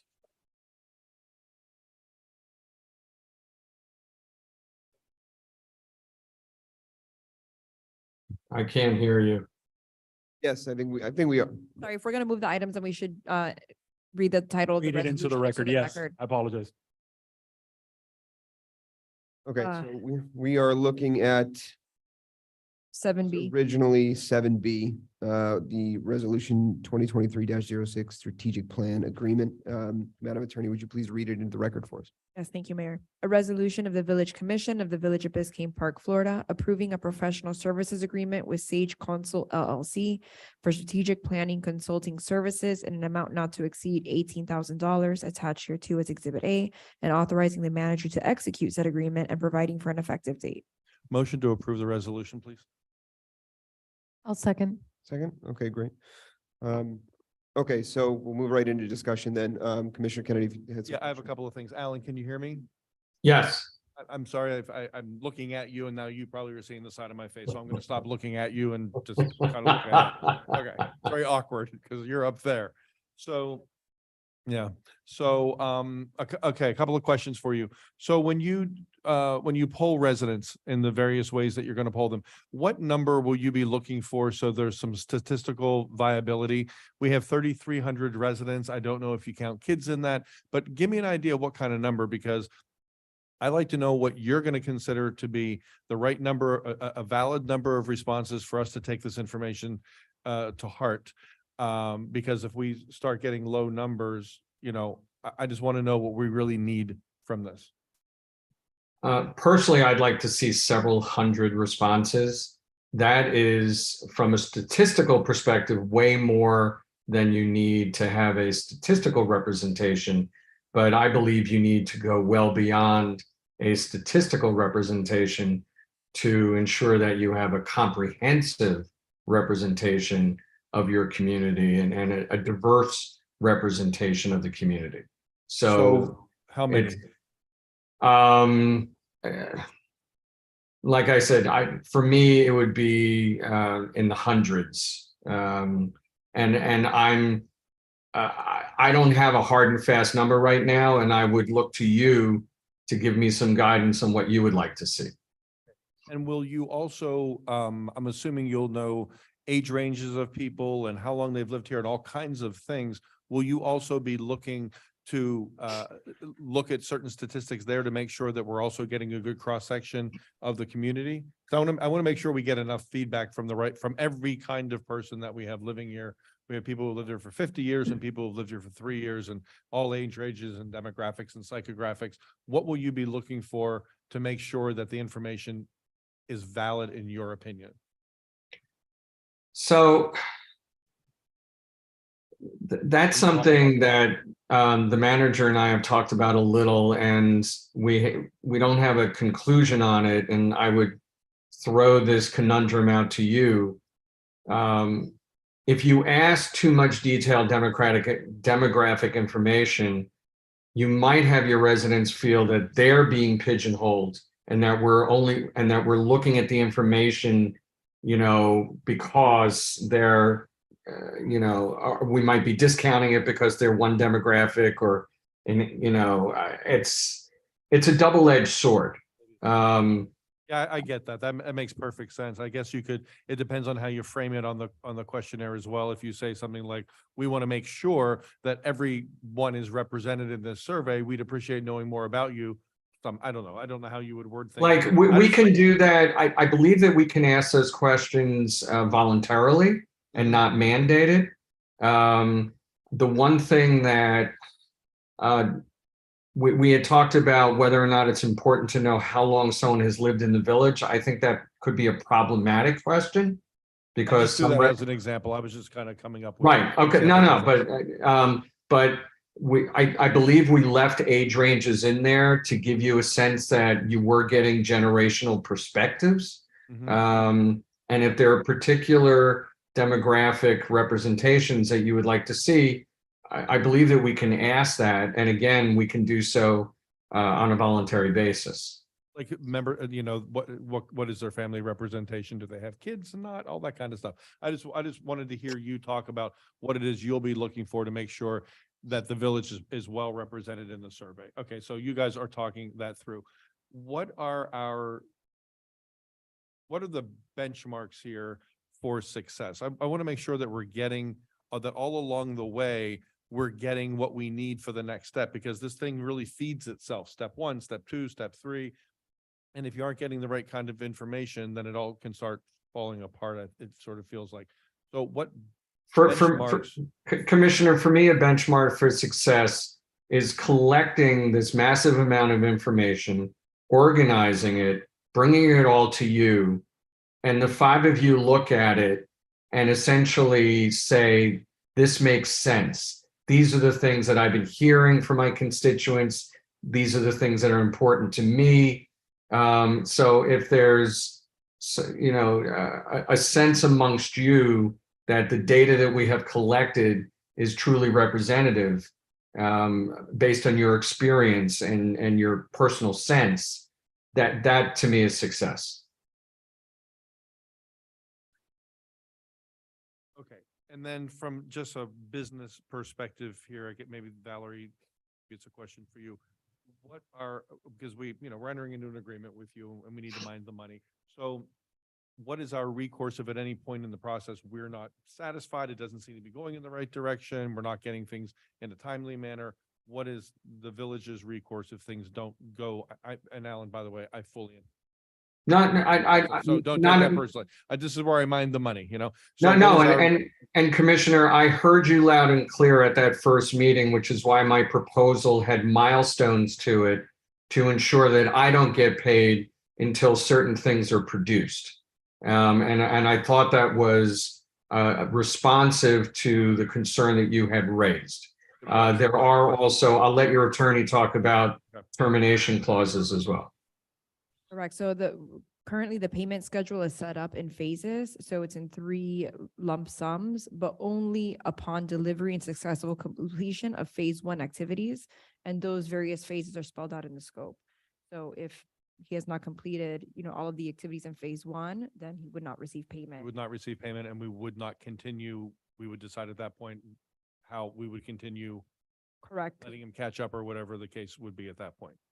That's within your discretion. You can always terminate for convenience and not continue with the services at all. Okay. Right. So as long as, and again, I'm always looking to make sure that we can get out if we need to, and that we're not obligated to things that. The termination for convenience is with 10 days notice. Okay.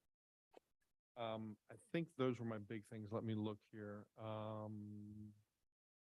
Oh, and then at any point, do we own all of this data, Alan or Valerie? Do we own all of the data? And at any point, if we decide to separate for any reason, do we own whatever we have done up to that point that we paid for? Yes, pursuant to section 9 of the agreement, the city retains all finished and unfinished documents, draft reports, and the like. Yes. And then Alan, in phase 1, you use the word stakeholders, and based on how you use it, I think you mean residents, or do you mean residents commission? Is that a broader, because you say staff and stakeholders. So I know you don't mean staff. Were you specifically talking about residents? Or is that I'm talking about any stakeholder that is in the village, doing business with the village, has an impact on the village that you feel is important and needs to have input in one way or another.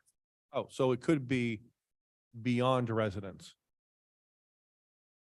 It could be, but by and large, we're really focused on your Talking about residents. Okay. Yes. Okay. Okay. I have something else I might bring up at another point, not tonight, but something along those lines. Okay, that's great. Thank you. I just got a quick question. I know that we discussed the last time that you were here, Alan, how you're going to be reaching out to residents.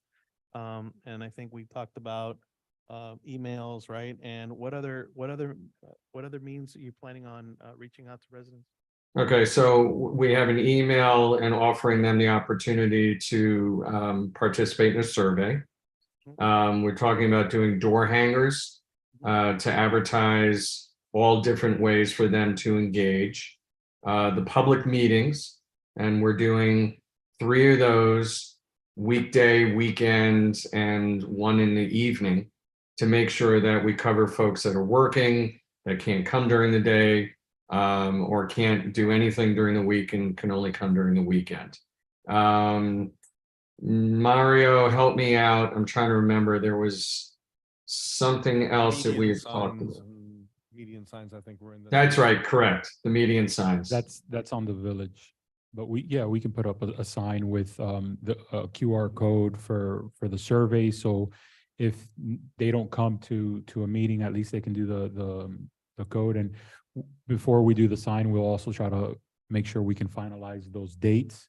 So then the sign has, What's come to comprehensive. one of these, meetings that way. That brings up you just made me think of something I hadn't thought of before. Alan, how do you ensure that people aren't engaging multiple times and skewing information? So SurveyMonkey has the ability to give unique identifiers, and we can do that by household. We'll have to identify the number of people in the household if we want multiple household responses. And then at the public meetings, we were going to have a ground rule that you can speak at one public meeting, but you can't come to each meeting and speak and dominate the conversation. We want to ensure that all residents have an opportunity to be heard. Okay, I have a follow-up question, if I may, to my previous question, which is, Alan, how long do you anticipate that you will need to gather all the data that you need to actually put this all together? It really depends on how long it takes to get you all together, to get the public meetings together, to do the survey. I'm only going to need a week or so to compile all the data and organize it once I have it all. But it's a matter of when I'm going to get it all based on certain inputs that I need from you. Because But you also need input from the community. So I'm more concerned about the community as far as getting input from the community. How long do you anticipate? I know you have no idea because you don't know, who will participate, who won't. Historically, we don't get a lot of participation from our community. And obviously this is a very critical thing for our community. So the more involvement we get from the community, the more, the better it is for us as a community. So how long do you think it will take for you to accumulate all of that data that you will need from the community itself? So 2 months, 3 months? We've laid it out so that people can continue providing input over at least a couple of months. Okay. And the survey, the manager mentioned this earlier, we've also structured the survey to be very short with open-ended questions so that people are not discouraged when they see it and it's, pages and pages long. It's digestible and it's not, it's not going to put people off. Not convoluted, not confusing, not too. Correct. Okay, yeah, but so I get a door hanger. I just need to understand how the community is going to respond to these things, other than coming to meetings or coming to a workshop, because again, historically, we don't get a very large turnout.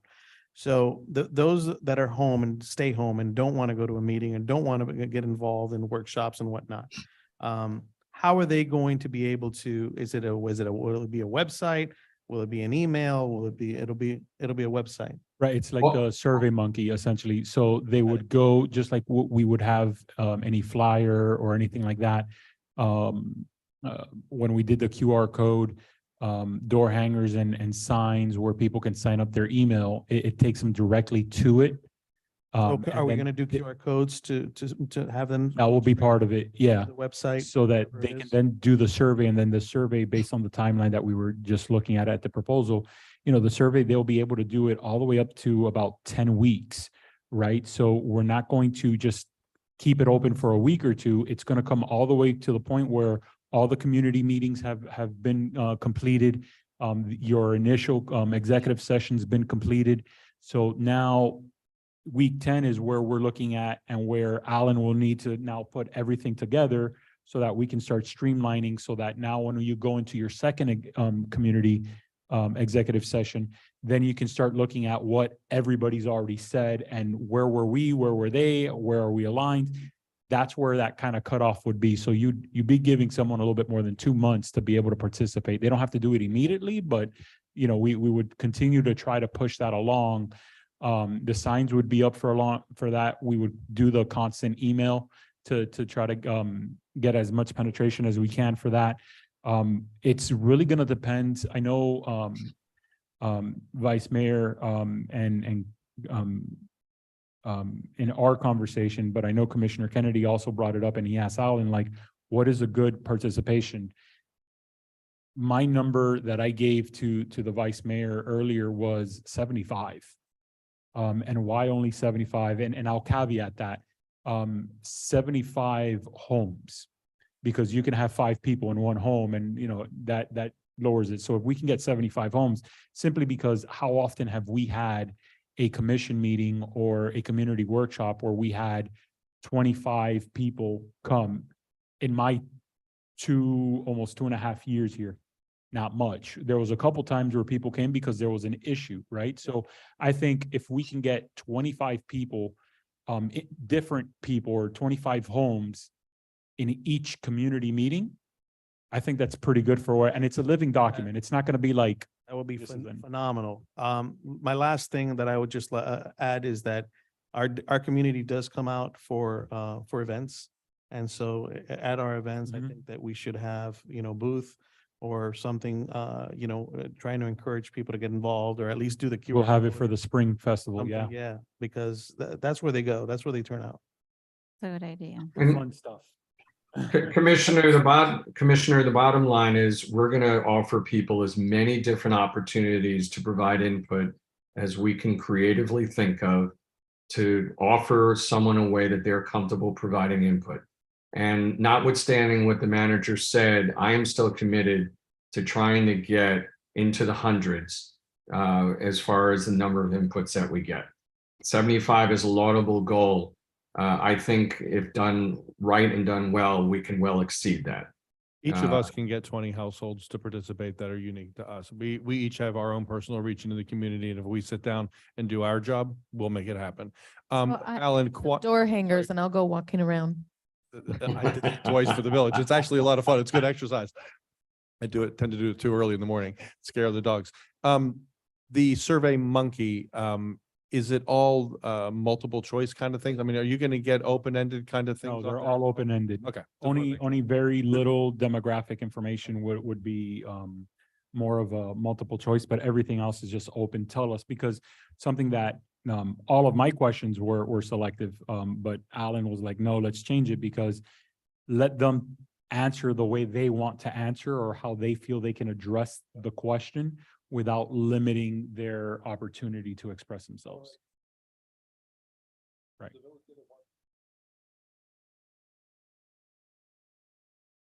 So is that, I have a couple of questions on that. So the monkey survey, that will be our first step into it. It will be one of the different techniques, if I understood correctly, that will happen simultaneously and remain open for participation as while we do the different workshops.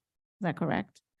Okay, so open-ended questions could be triggered too, because then it could lead you to not seeing anything. And that is a problem too, especially what we're trying to provide here is some sort of statistics and put it in place so that we can subtract some information. And if we just leave it open. So the reason I was asking is because you might want to lead and open that up to see what are the topics brought up. So say, for example, there's 5 main concerns in the community. They're very highlighted across all of them. Then now you have the second step, which is organizing them and what becomes more priority than another. So then another way to go after that kind of a very broad will be, okay, you highlighted this issue. So maybe in a way it's been brought in the workshops, Alan, and that's a question for you. So I'll let you answer if you can. Okay, so, and thank you for that, Commissioner.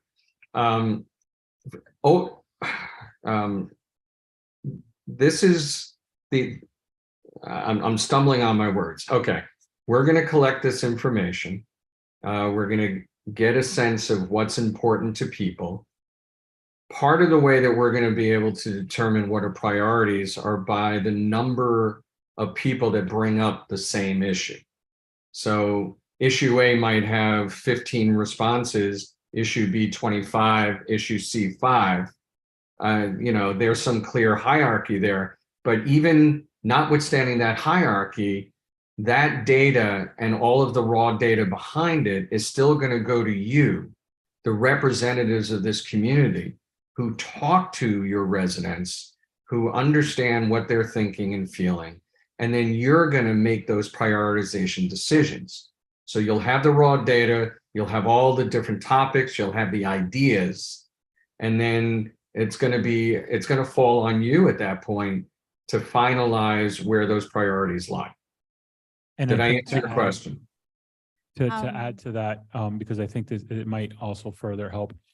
I think overall what the initial draft of questions and everything that I have is more commonly known as a residential satisfaction survey, right? And it's going to get more into the weeds of, do you like that our public works crew mows the grass on the medians? Yes or no?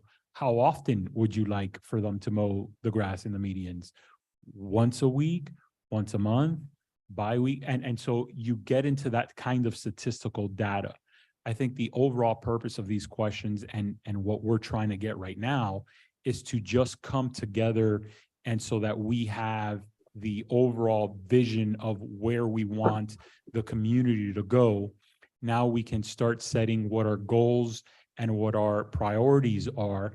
And then from there, if we want to go into that level of detail of a residential satisfaction survey, we can get into a further kind of conversation.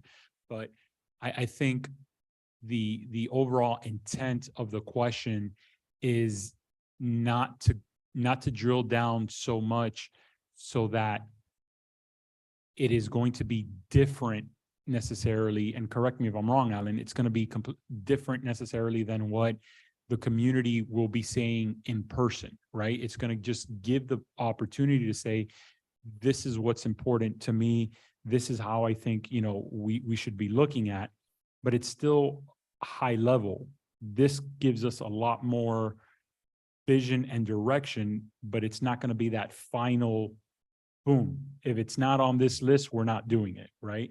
It's going to be the measuring stick as to whether we move forward on subject, because it doesn't clear what our vision is, but it's not that document that says, if it's not listed as one of these things, then we're not going to touch it. Does that make any sense, or did I just confuse it more?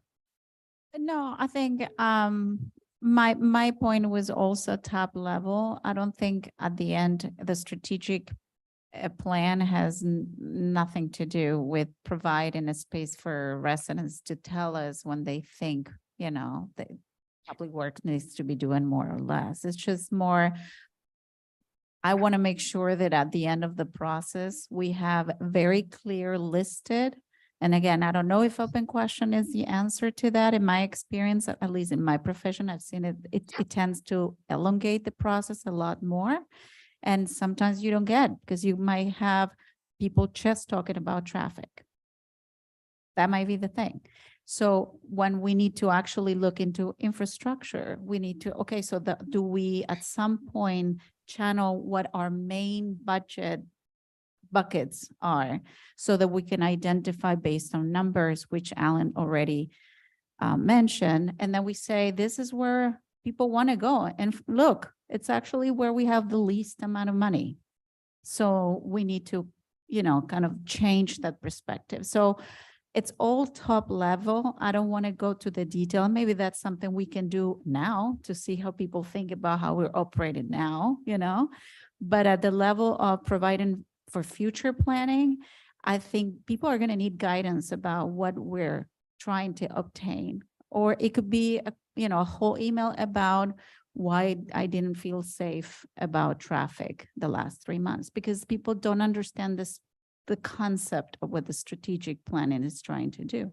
And again, I think a lot of us are going to have to educate when we talk with residents, but when you receive an open-ended question, it leaves you to really explore, and I think it makes it harder to Alan. And that's why I was asking, how do we shrink that? And the other thing, so that question still remains, but the second one, related, and yeah, I had the same questions about what's a substantial amount of data for us to consider this successful? Because what I would hate to see is to get the same feedback I've gotten for the LDC. And I put it as an example, 20 months, and the feedback of a second workshop will be the same 6 people are going to come and talk. Well, and then let's be careful, because if we think that in a process like this, a process that already been through an existing process that did compel people to come and vote on a subject that is very important. We can say that only few people came and we're okay with that, then we might get just that. So for me, it's 75 is the number you threw, and I feel based on the amount of people we've had in the meetings, that would be representative. Alan, I very much like when you see hundreds. I wish we had that. We have no history, so it's hard to determine. So I would say, what about if we don't consider it stable data unless we have 75? Because then it forces us to keep digging. It forces us to send another email. It forces us to send another memo and say, we need more data. We can provide a strategic plan based on 6. So I think those were my 2 points remaining after all the conversation we've had. Okay, may I? Yeah, Please. Okay, so let me go back to your first point. I think our job in putting out the surveys with these open-ended questions is ensuring that we have an information piece with it that very clearly explains what the process is and what we're trying to accomplish. And if we don't do that, it's natural for people to focus on what's wrong now versus how they want to make it right. Okay, and our job is to explain to them in a way that they understand. I have to share with my government what I want them to do to make things right or to make things better. Focus on the future. And I've encountered this in other processes, and sometimes you have resistant folks, but eventually everybody gets it. It's a lot easier to do in the in-person meetings because I'm there facilitating it, and if someone starts straying or backpedaling, I can easily pull them back and get them to where they need to go as far as, hey, please look forward. What do you want? Whatever the question is or whatever the prompt is, that's appropriate.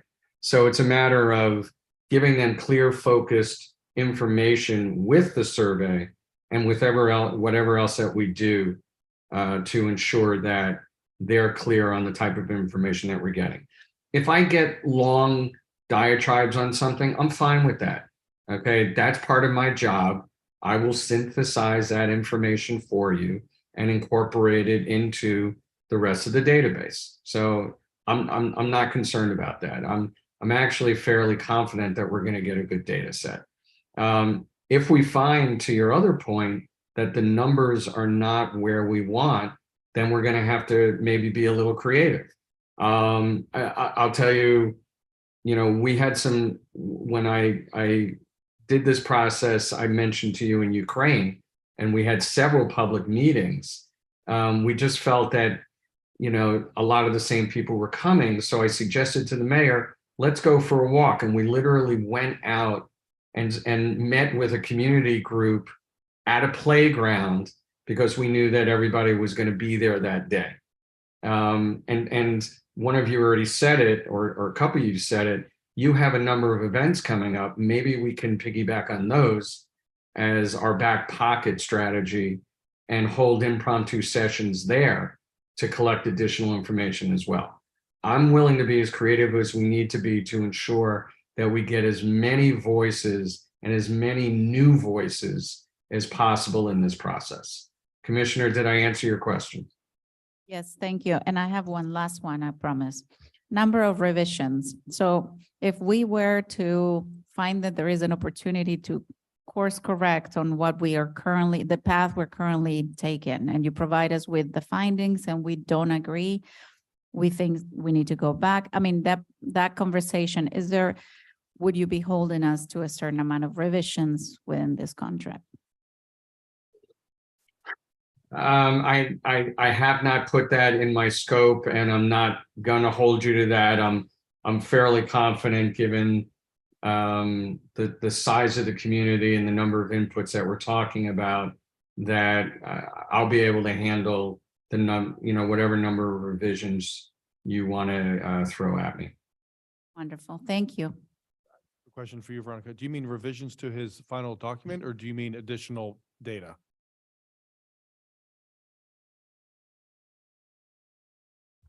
I can't hear her response. I'm Sorry, I sorry. turned it off.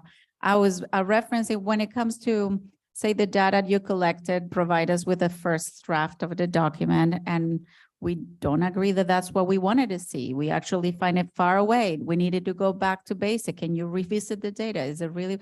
So I just want to make sure that we're not in this, hopefully, Ellen, I have a lot of faith in you that this is going to work out very straightforward, but should it not, we don't want to be charged by the hour, or, we'll have the No. conversation later on of say, listen, this. That's why I asked. I wanted to hear that. That's what I wanted. Okay. To thank you. Yeah. So, No, Alan, I it- have one more question, or one more comment, I guess I should say.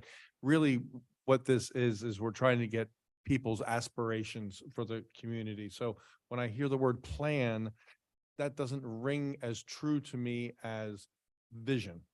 So it's not a strategic plan, it's a vision. What we're really trying to get from people is, what do you want this community to be? What are your aspirations for this place? Not what specific things do you want the commission to do and when do you want them to do them and how, but it's in a conceptual way, what do you want this community to be? We want it to be green. We want it to be fiscally responsible. We want it to be those kinds of things.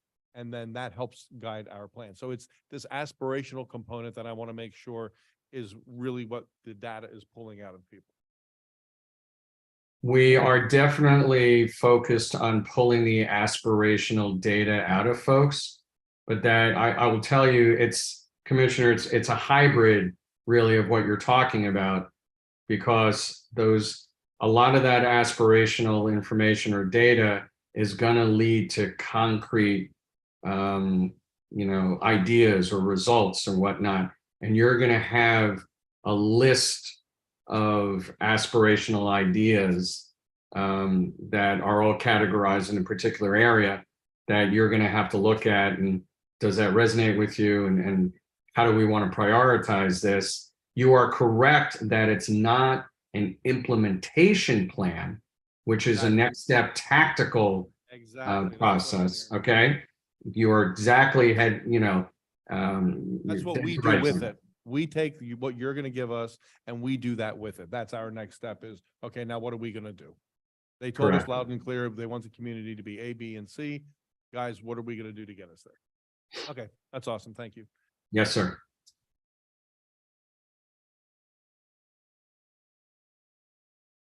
I think so, Alan. I appreciate a lot of the time that you've spent here with us answering questions. I've been personally very comfortable with what you've been proposing, and I feel very optimistic in the process that you've laid out for us. Thank you. Let's go back to the resolution 2023-06. We have a motion, we have a second.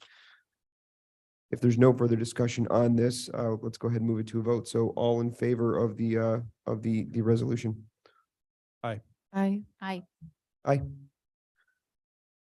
Alan, thank you so much. We appreciate your Thank, time. thank you, Mayor. And if Sir. just a word I want to share with you is that while some of you might feel bad with the time that this has taken, it's been very helpful for me to listen to you, to watch you, to see how you work together as a group. That's all going to be very helpful when we all work together. So please don't feel bad at all. For me, it's part of my process in ensuring that we move forward and give you a successful product. So thank you. Thank you, Alan. Appreciate. Okay. Thank you. Have a Alan. good evening. Mr. Mayor, if I can make a suggestion. Please. It's 9 PM. So there's an hour left, unless the commission wants to extend. There's been an item on the agenda, that citizens have requested. They have shown up for the past several months. One gentleman continues to come and join in Zoom and it feels like, I don't know that we will get there. We're talking about 9E. 9E, if you all want to take that up, because the other ones seem to be more internal commission discussions and what are the paths forward, where this one seems to be a little bit more of residential impact. And so I don't know if you all want to consider addressing that subject and then we can get into the other ones with the time remaining, or how you want to deal with it. It's just a suggestion. It's well taken. Yeah, I understand that we have some people that have spoken about this and have been impacted by it and are concerned with it. So I would be happy to bring up 9E to our attention now if the group would like to do so. yes. Okay, great. So then let's turn our attention to 9E, which is the welfare of outdoor cats and their impact on Biscayne Park. So Commissioner Kennedy, if you wouldn't mind introducing this for us. Sure. So I put together a somewhat lengthy introduction to this, and I'm sure at this point, considering how many meetings it's been moved through, you've had a chance to read it and engage with residents on it. So I bring this topic up, and first I want to address something Art said earlier. Art, I didn't bring this up for political reasons, I promise you, and it's not about any one specific resident and their problem with cats. Now, there's a gentleman here who clearly has a problem, and he's asking us to address it, but that's not my intent to bring this problem up. This is something that I've been concerned about for as long as I've lived here. So we have a problem with cats in Biscayne Park. I can pretty much state that emphatically. It's a fact. It's not a problem on every street. It's not a problem with every resident, but we, like many communities, have a problem with outdoor cats. There are a lot of them, and we have some specific situations that are really quite serious. So there are three topics here to discuss. One is the cats themselves. One is their impact on residents and their properties, because we have actual property damage happening because of outdoor cats. And then the impact on the environment as well. So these are all very serious things. Now, Art, you did bring up a really good point earlier that to some degree our hands are tied on what we can do, but we're not completely, hopeless and helpless here about what we could do if we decided to do something. And I want to be clear on something. There is not one problem with cats in this village. There are lots of different things going on. We heard from some residents here this evening who I've met with several times, and they have gone out of their way to try to help some animals on their street that were left to their own devices. So there was a situation, someone moved, left 20 cats behind in a property. 20 cats. Okay, which is a code violation in itself in this village. You can't have that many animals on your property. She left for whatever reason. She left the village and she left behind 20 cats, and the community on that street were concerned for the cats, and they stepped in and they did some very honorable, right things by those animals. They had them vaccinated. You heard Michelle talk tonight. They had them taken care of in many ways, and they feed them. And I walk that street a lot. It's a major thoroughfare here in the village. It's 8th Avenue between 118th and 117th. And you can see that the cats are well cared for. That's one specific situation we have in Biscayne Park. But we have other very specific situations here in Biscayne Park where we have cat hoarders. So we have people who are hoarding animals on their property, and the cats are being treated horribly. Basically, we have codified animal abuse happening here in Biscayne Park. It happens all over Miami-Dade County. because of some laws that the county has written that allows for this to happen. And it's tragic and horrible for the animals. So the first thing I want to just sort of present to you is one thing we need to discuss is what's happening to these animals through no fault of their own. You can never blame an animal for what it, a domesticated animal for what it does. It's the humans who are involved with them, right? But these animals are being treated horribly.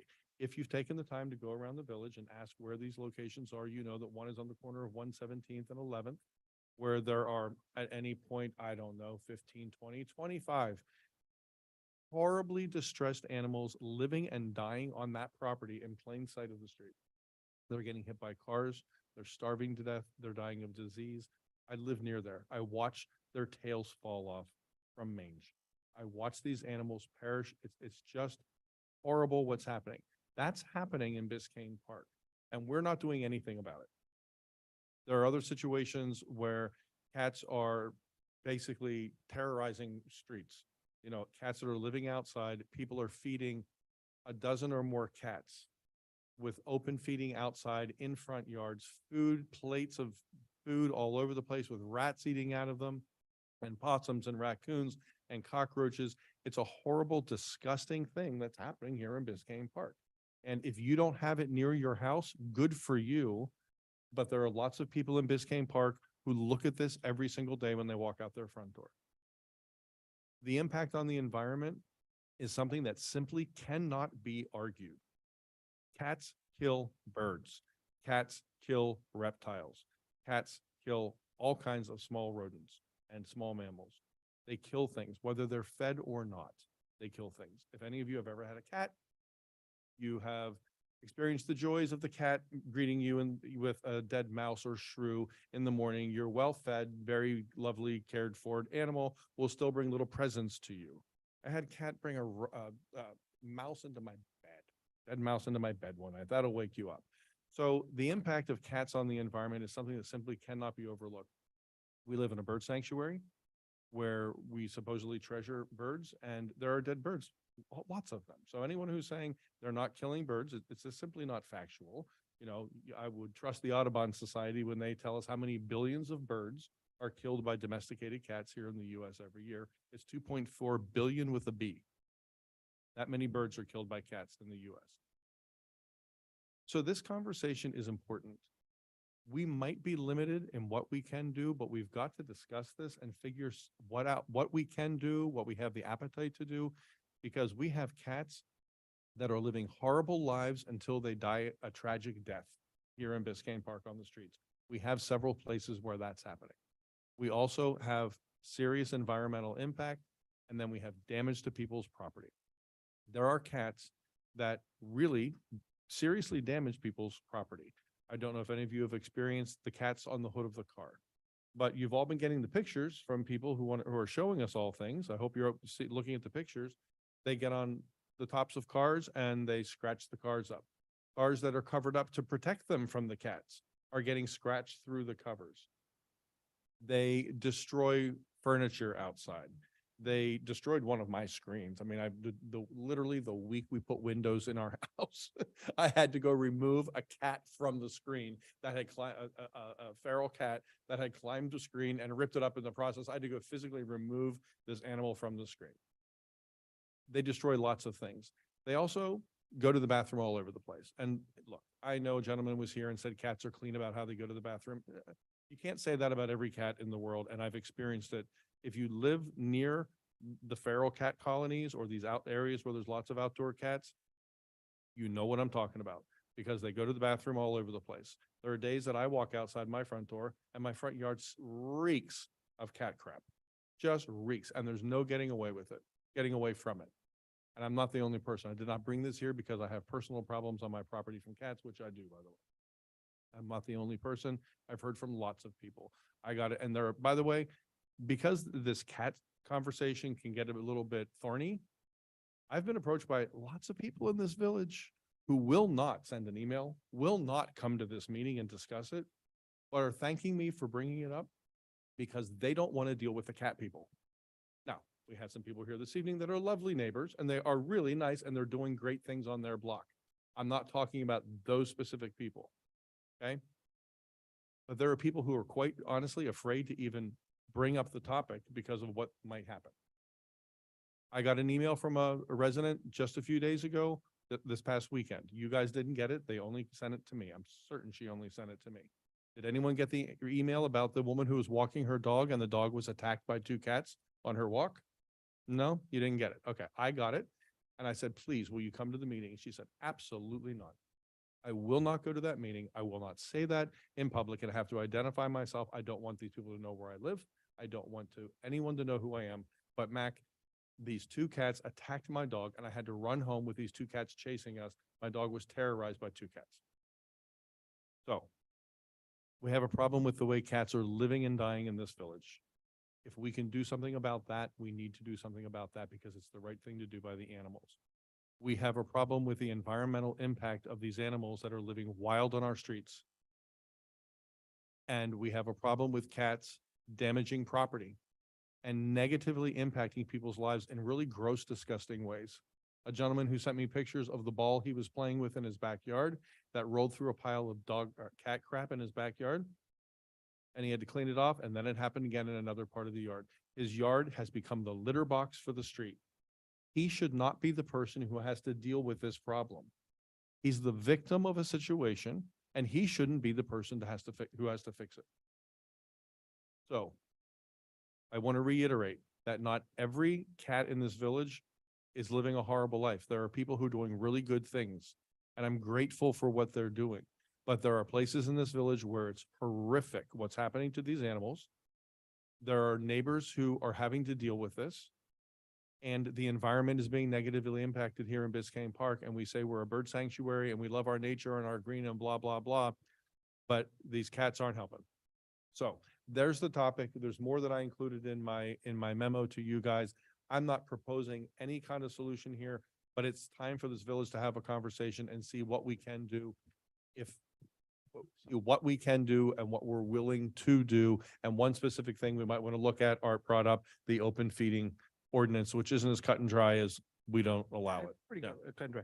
Listen, Mac, listen, you know, you and I have been working together for a long time and I have a lot of respect for you.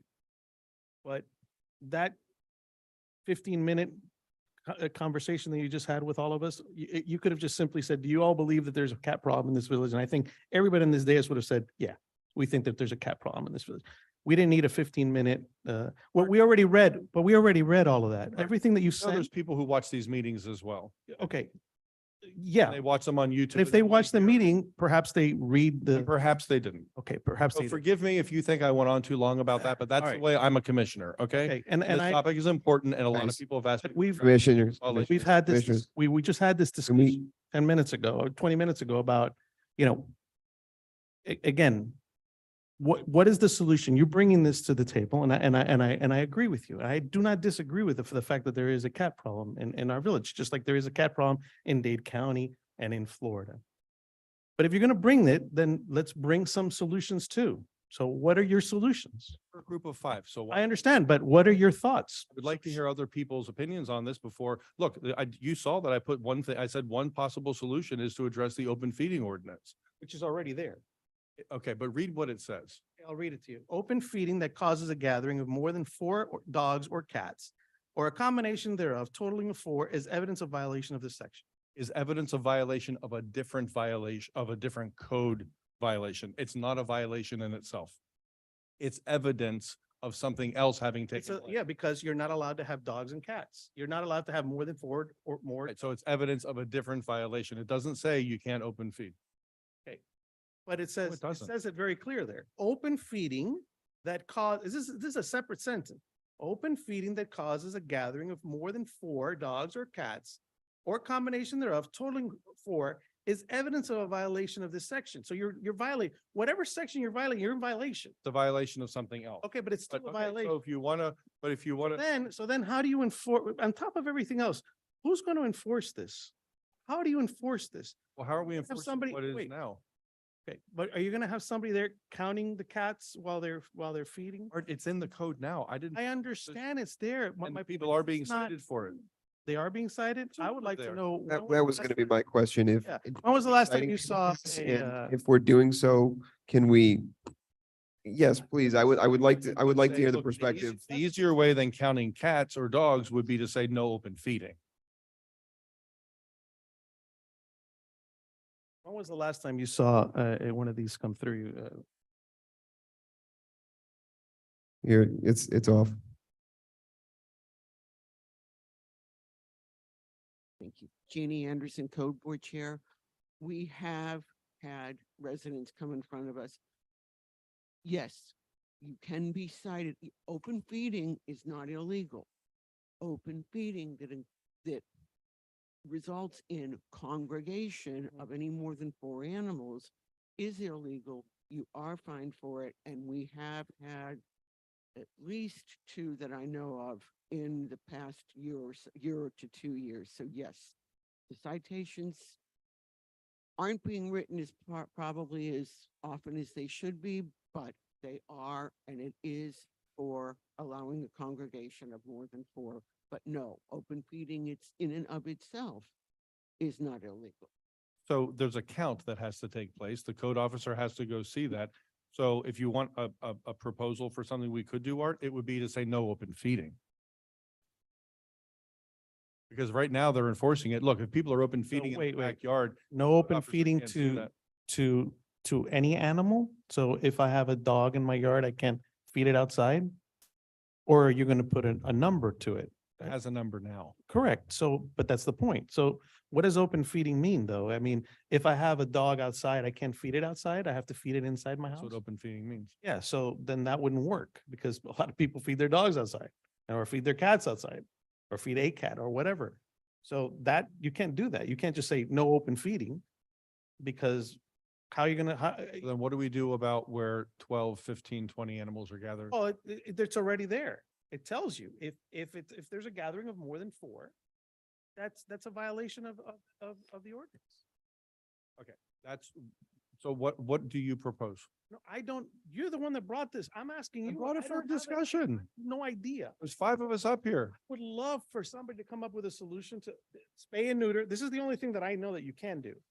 Spay and neuter, release, okay? And It's the release part is the problem there. I understand, but you can't it's illegal to release them anywhere other than where you, No. where you pick them up. No. So you have to release them back there. That's the law.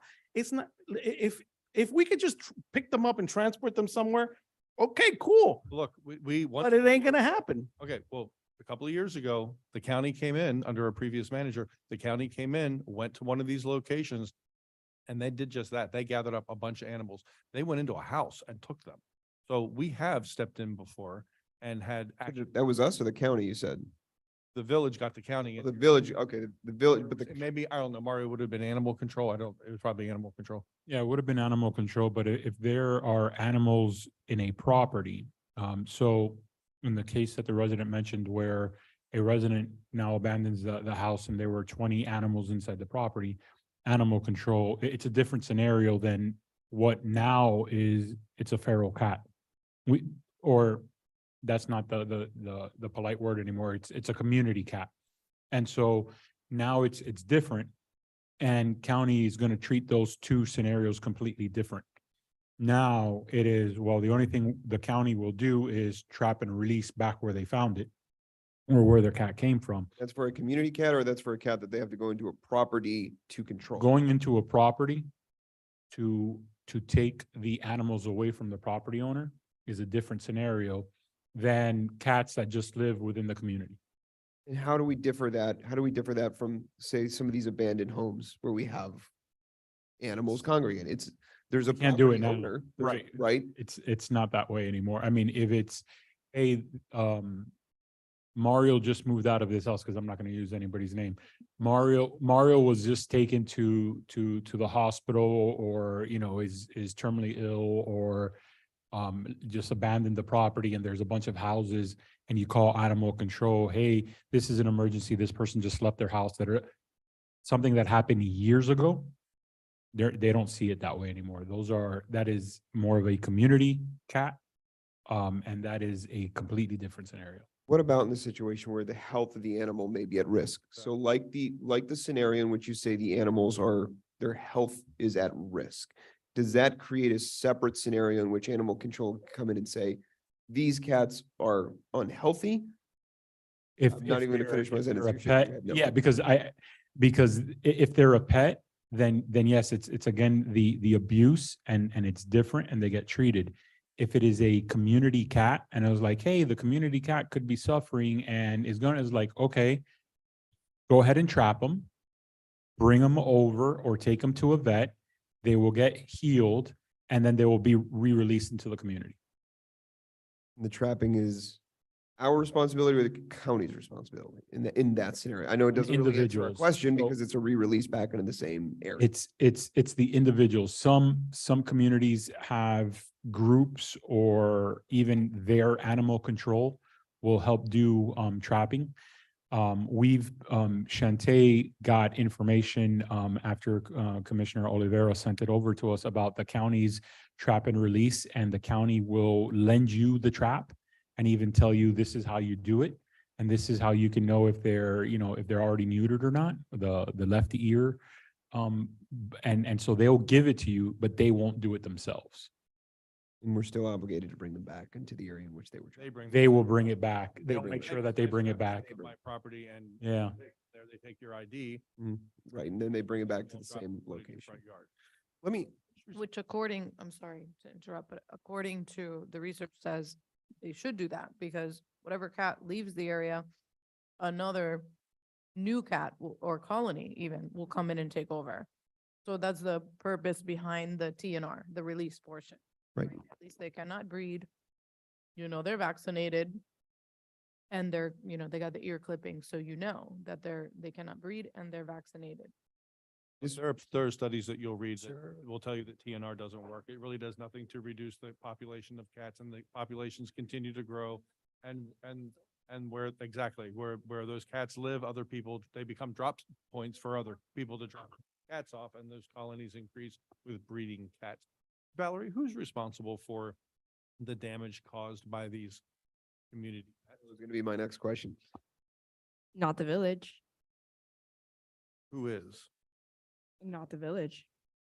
I can't say. Since there's no element I of mean, as control. the Owner, there's nobody to hold responsible. What about the people who are feeding them and caring for them? Are they assuming any responsibility for the damage they cause? That would have to be a private dispute, litigation between the neighboring properties.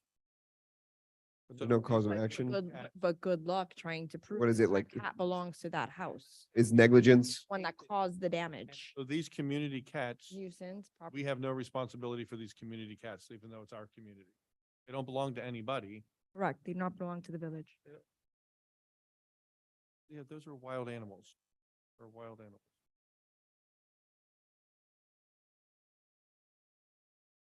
Okay. What resources do we have here yeah, to what appeal options to? do we have? I'm not even thinking of options of trying to enforce something. I'm thinking of resources to turn to for potential solutions. I think I honestly don't have an answer to the question. I've dealt with the issue.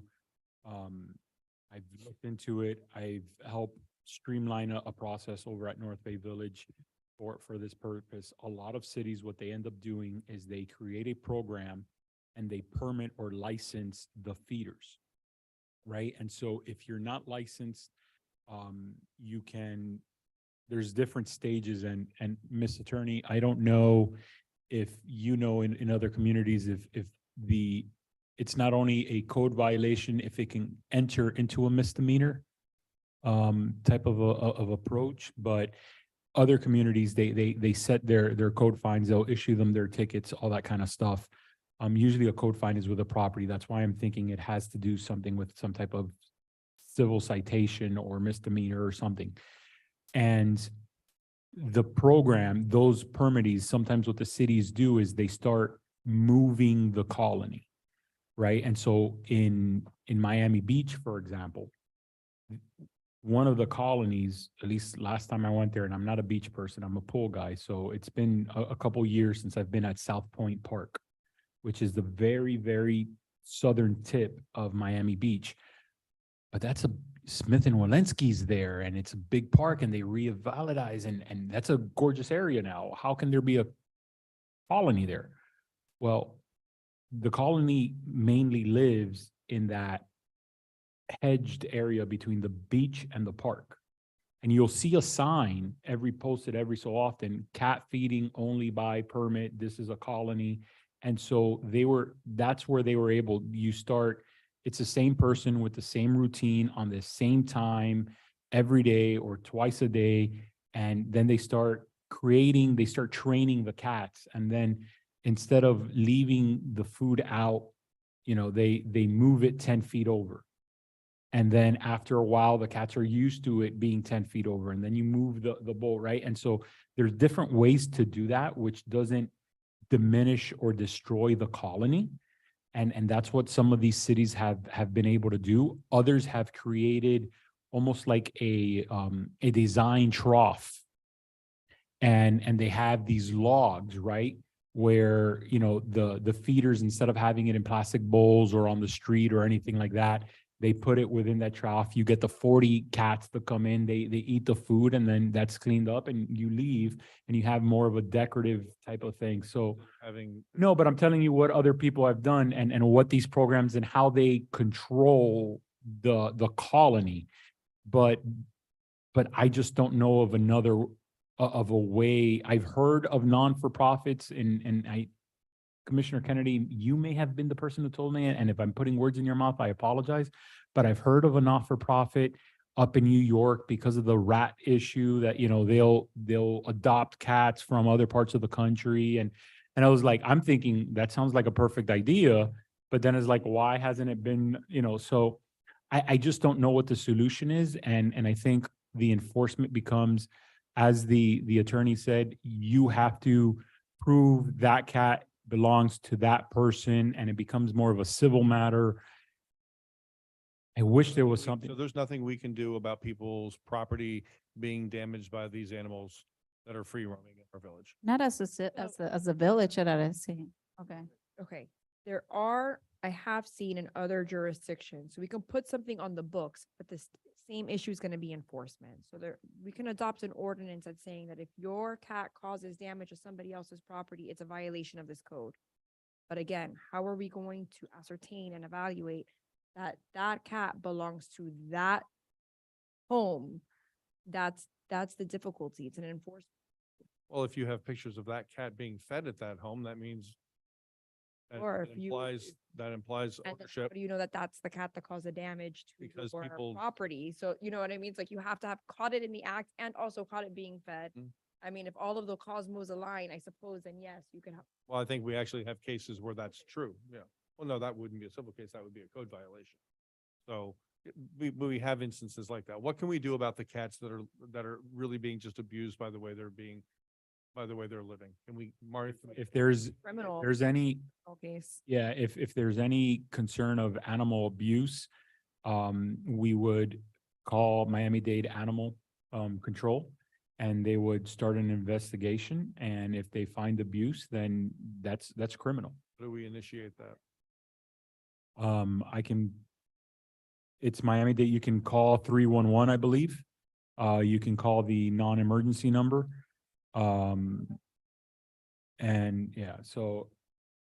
Is that something that our police get involved in, or is this a separate jurisdiction? When someone has called and reported something like the resident whose dog was chased by cats, we forward that over to Miami-Dade County Animal Control. And so they take over that investigation. So 311.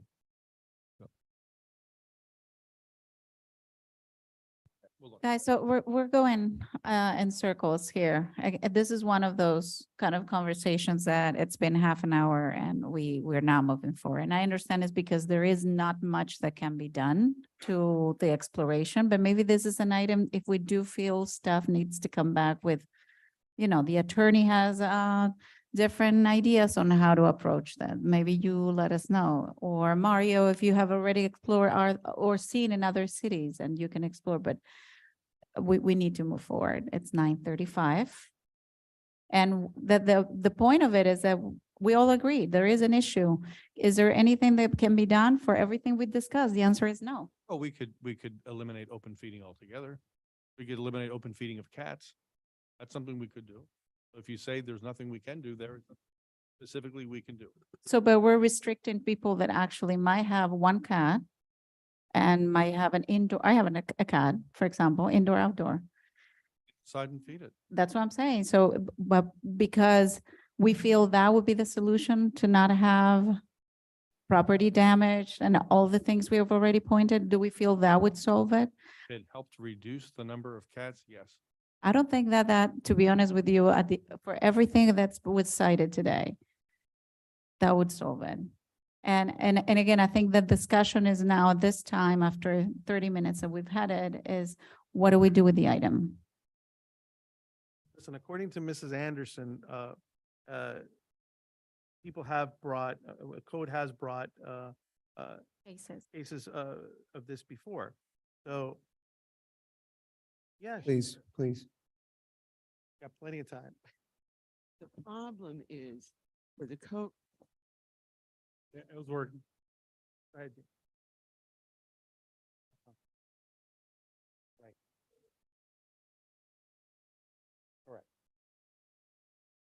Right. Yeah.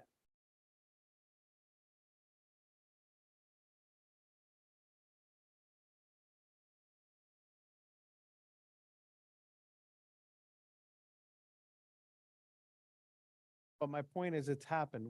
We've brought citations before, right? So, I think that, we need to perhaps enforce the current ordinance as it's already written, and we should be perhaps more vigilant and more aggressive. The reality is that people may be feeding them when our code people aren't here. To your point, if we're gonna rely on a police officer to swing by and see if somebody's feeding, that's unrealistic. It's not gonna happen. Okay, but, Point is, it has to be 4 or more. right. That's the thing. So they have to be there when 4 or more are eating at one time, or it's not a But when violation. people feed More than 4. cats, it's always 4 or more. I mean, they congregate, they'll come, so. Always. Yeah, exactly. Because if you have 1 or 2, exactly. But when you have 5, 6, 7, 8, 9, 10, now 12.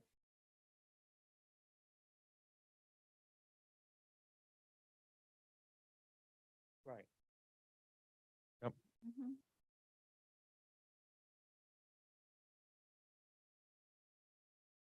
That's right.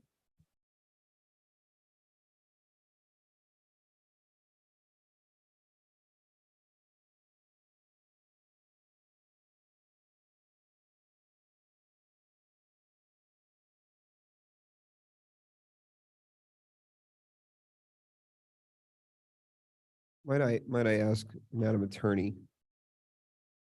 with some other options or some other insight as to how other municipalities approach the issue from a code perspective? Is that something that you would be able to provide to us? So we can consider potential changes in line with how other municipalities deal with the issue that might help better enforce and deal with the issue that some of the residents are experiencing? Yes, I can provide you with 2 different ordinances. But I think the enforcement issue is going to remain the same. I understand. Again, I we can don't make want to all the do, laws in the world. yes, Enforce it, that's going to be a challenge. But Sure. yes, if you would like me to bring a proposal of what other communities do, I will be happy to do that. But what I don't want to happen is for us to say, okay, there's something on the code, let's just continue to enforce it because it's not working. It's not working. It's not working. And we realize that we are restricted. There are limitations that we are facing that are very real, and there doesn't appear to be much that we can do about it. But if we have some other items that could come to us that might help, I can tell you what they are. There's 2, Okay. because obviously I anticipated, having researched this. One is if you have an animal that is a nuisance and causes damage to another property, you could be in violation. okay, And then the other, there's at least one city that I know of that has it. You cannot let your animal leave your property.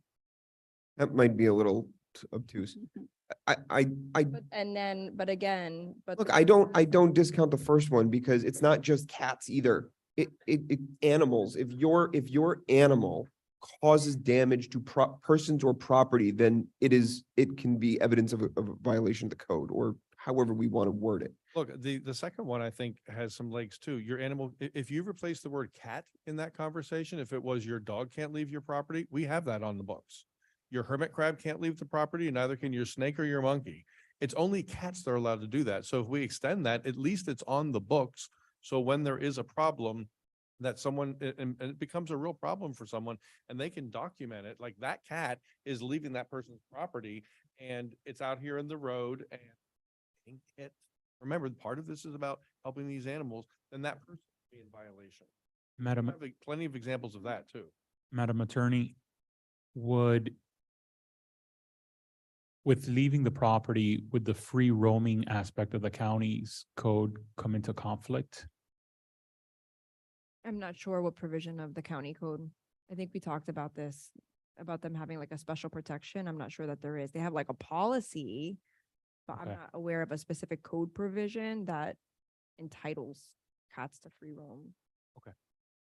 So then look, and if you say it won't be enforced very much, our open feeding isn't being enforced very much. There's plenty of things on the books that aren't enforced very much or don't happen very often, but they're on the books.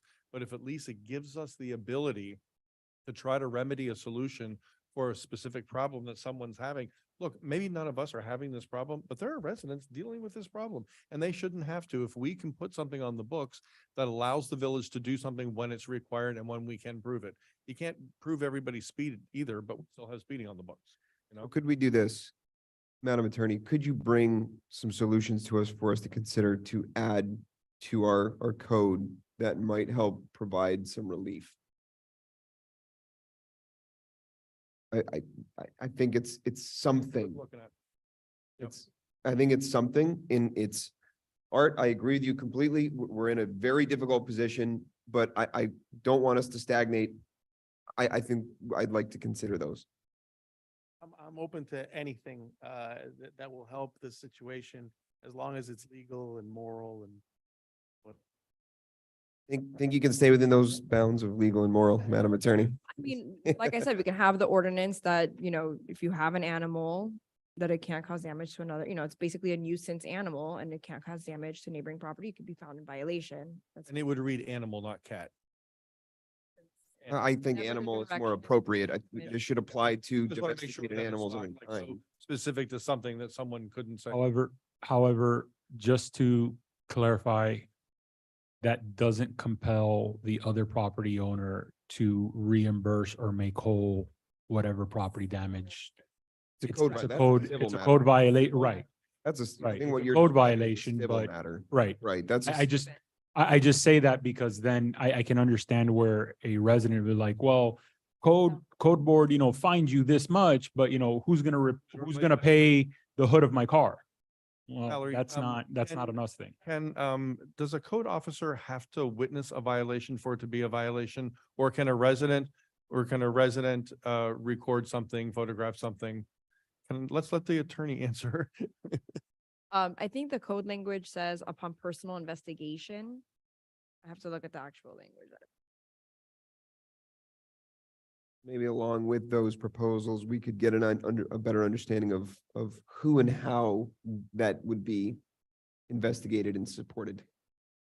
Yeah, many of us have, you know, driveway cams and such like that. So I feel like the response I received from you, Madam Attorney, was if we have a video, a timestamp, That's what I was told. video or, you know, of this act. Right, because I believe, and again, I think it's based on personal investigation. ask So you- but what would probably not fly, because ultimately it needs to be by competent substantial evidence, right? There's a legal standard. It can't just be, I saw my neighbor. That testimony alone with no corroborating evidence, I think the code board would. Doesn't push the needle over the threshold. Not even close. Yeah. Right, and especially what if somebody has a personal vendetta against their neighbor? What if, Mhm. you know, people can make false accusations, and so. So what there would have to be competent substantial evidence to support it. so does feeding a cat automatically connect that cat just because you fed the cat now? Cat doesn't belong to me. I fed, the cat must have come and eaten the food that I put out for my cat. I don't know. So how do you prove that that cat belongs to that person? I don't know. So that's what we have to explore and that's, we You could look at can the explore that with these, ordinances. and look in these other communities. But all of these issues are gonna be issues of enforcement. We can put it on the books, but somebody can come and say, that's not my cat. Yep. Yep. Right, but then. The other issue is people are feeding cats in their backyards. So you can't see it. Well, there's that, of course, but what, ID, look, you can but name. just because you a saw the cat million- pop out of their yard doesn't mean it's theirs. But you can name a million code violations that people are doing inside their houses that you're not seeing as well, but they're still on the books.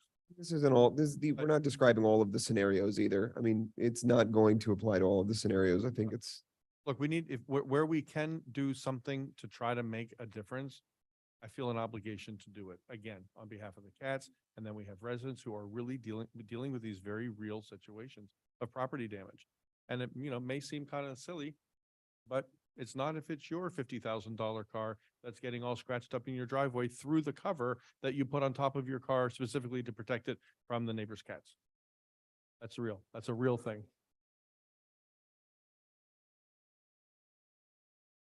Well, maybe some people care more than that.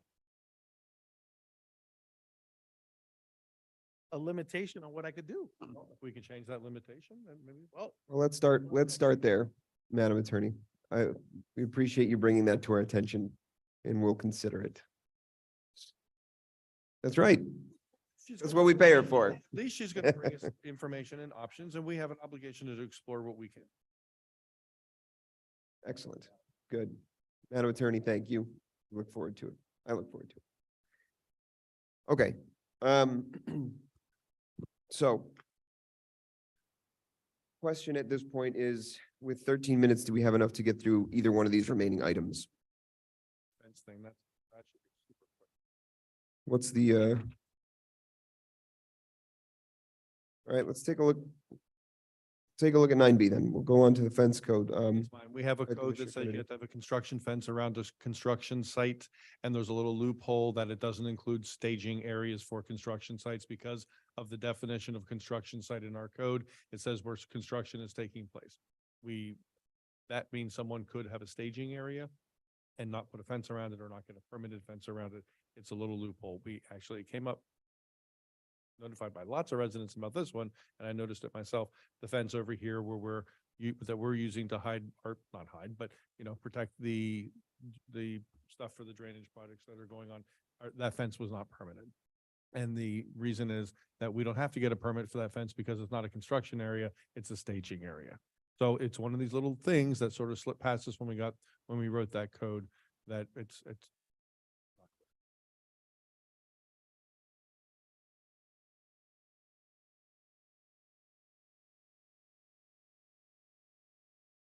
and if we want to fix it, that's an easy fix. Or if you want me to suggest the solution, it would be to change the definition to include that the fence has to be around a construction site or a staging area and put a definition for staging area in, and I think it's solved that easily.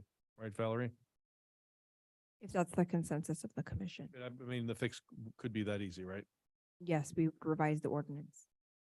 And we could we include this in the land development code that we're working on? So we wouldn't have to do it as a separate ordinance. I'm going to be revising it anyways because we have to do the toilet enclosure. So let's keep chapter 18 separate. Let's not roll anything else to that McMansion ordinance. So we cannot do it. No, I would. Not included. I would not include it. I would do it separately and we'll do both changes, both the enclosure for the temporary toilets. We'll do those two together, you mean? Correct. Oh, well then, okay, so what we already Staging decided area. earlier we're gonna do, we can lump it into that one. Correct. Fair enough. Same Okay, so, chapter. Madam Attorney, you can present something to us to amend it to that effect, the effect that If we you just guys agree, discussed. I mean, I brought it up, no one else. Yes, said they- and recall that these have to go to the Okay. planning board first. So does anyone else have an opinion on that? In my opinion, it sounds like there's plenty of redundancies where we can get a proposal for it. It can go to the planning board. It can come to us to see if we read and agree with what is being proposed and adjust it accordingly.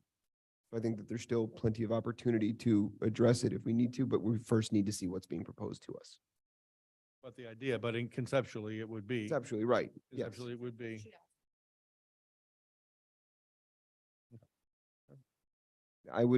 Yes, I would encourage, our village attorney to bring something to our attention that we can review. and have input forward. So, okay. Thank you, Madam Attorney.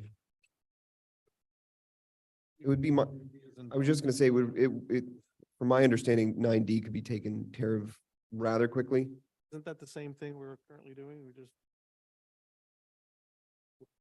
What, 9D? yeah, 9D. You're on fence code. We're looking at 9D Village Award. Isn't that what we're already doing? It was to lump it in together with, yes, we're doing them, but they've not been done. So we had those awards that were being done quarterly, and I talked to and it just became one of these things the staff couldn't get to, and I get it. So, yeah, what I'm suggesting after talking to Mario about it was making them annual awards, so it's one time a year.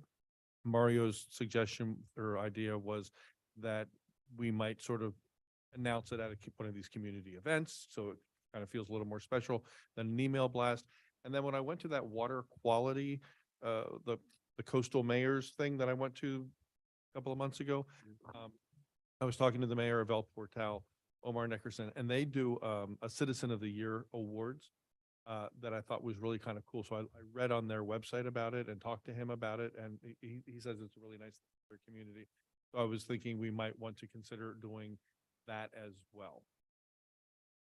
I know I discussed it with our manager, and changing into an annual basis made perfect sense to me to provide a little bit more significance to it. So I found that to make a lot of sense and be pragmatic.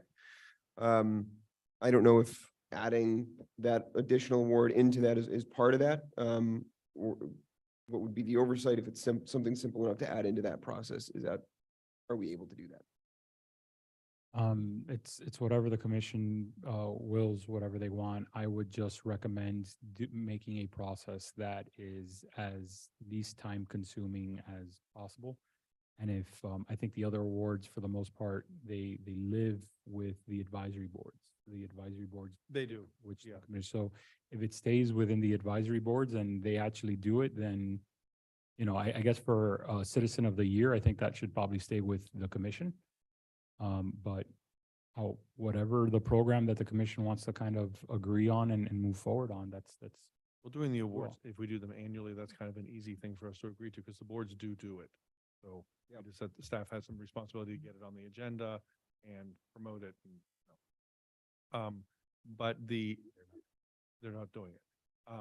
El Portal, Staff has to put it on the agenda, put all the communication into it, and then give all the recommendations, and then they just decide, then that's not the board doing it, that's staff doing it with the well, board. what we could also do is just have the board take the responsibility altogether. That's what I mean. If it lives within the board and Lives they're within like, the board. hey, we're gonna put it on the agenda, and we decided that this house over here is an amazing, they've maintained it, and that's who we're gonna award it. They nominate. And that themselves and is they the board, select. right? Yes. That's what I mean with the board taking control, and then you all take control from a citizen standpoint. Why don't we then why don't we do it that way? Why don't we give a little bit more autonomy to the boards to control those annual awards, and then the citizen one will remain here with the commission? I think you might want to, when you go to this thing tomorrow, you might want to talk to Omar about it, because I think what they do is the commissioners nominate people, Mm. and then the mayor selects one, Make a note to myself to Yeah. speak to him about it. and it's his choice from the people who are nominated. Okay. So I'll speak to him to see what he says, but I think moving these to an annual basis and putting them within the control of the boards makes sense. It seems like that we all have consensus on that item. Yes, okay, I'll make sure to speak to Omar tomorrow. As for that, because the residents really did enjoy them when we did them. But it's- Okay, so, well, that will take care of 9D with only 5 minutes remaining. I don't think that's enough time for us to dive into the last few.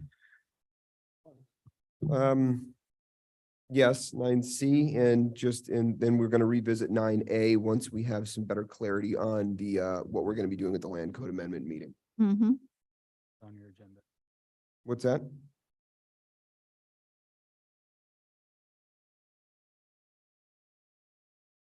Well, we have to revisit both anyway. 9A, it's only a scheduling thing, I think, at this point. So that should go quick. I just wanted us to have the input of what we're gonna be doing with the land code amendment before we decide on what we're gonna just schedule for 9A. So that should go quickly, and then we can roll 9C to the next item. So, 5 minutes early. We have a motion to adjourn? Motion to adjourn. Second. Thank you. Aye.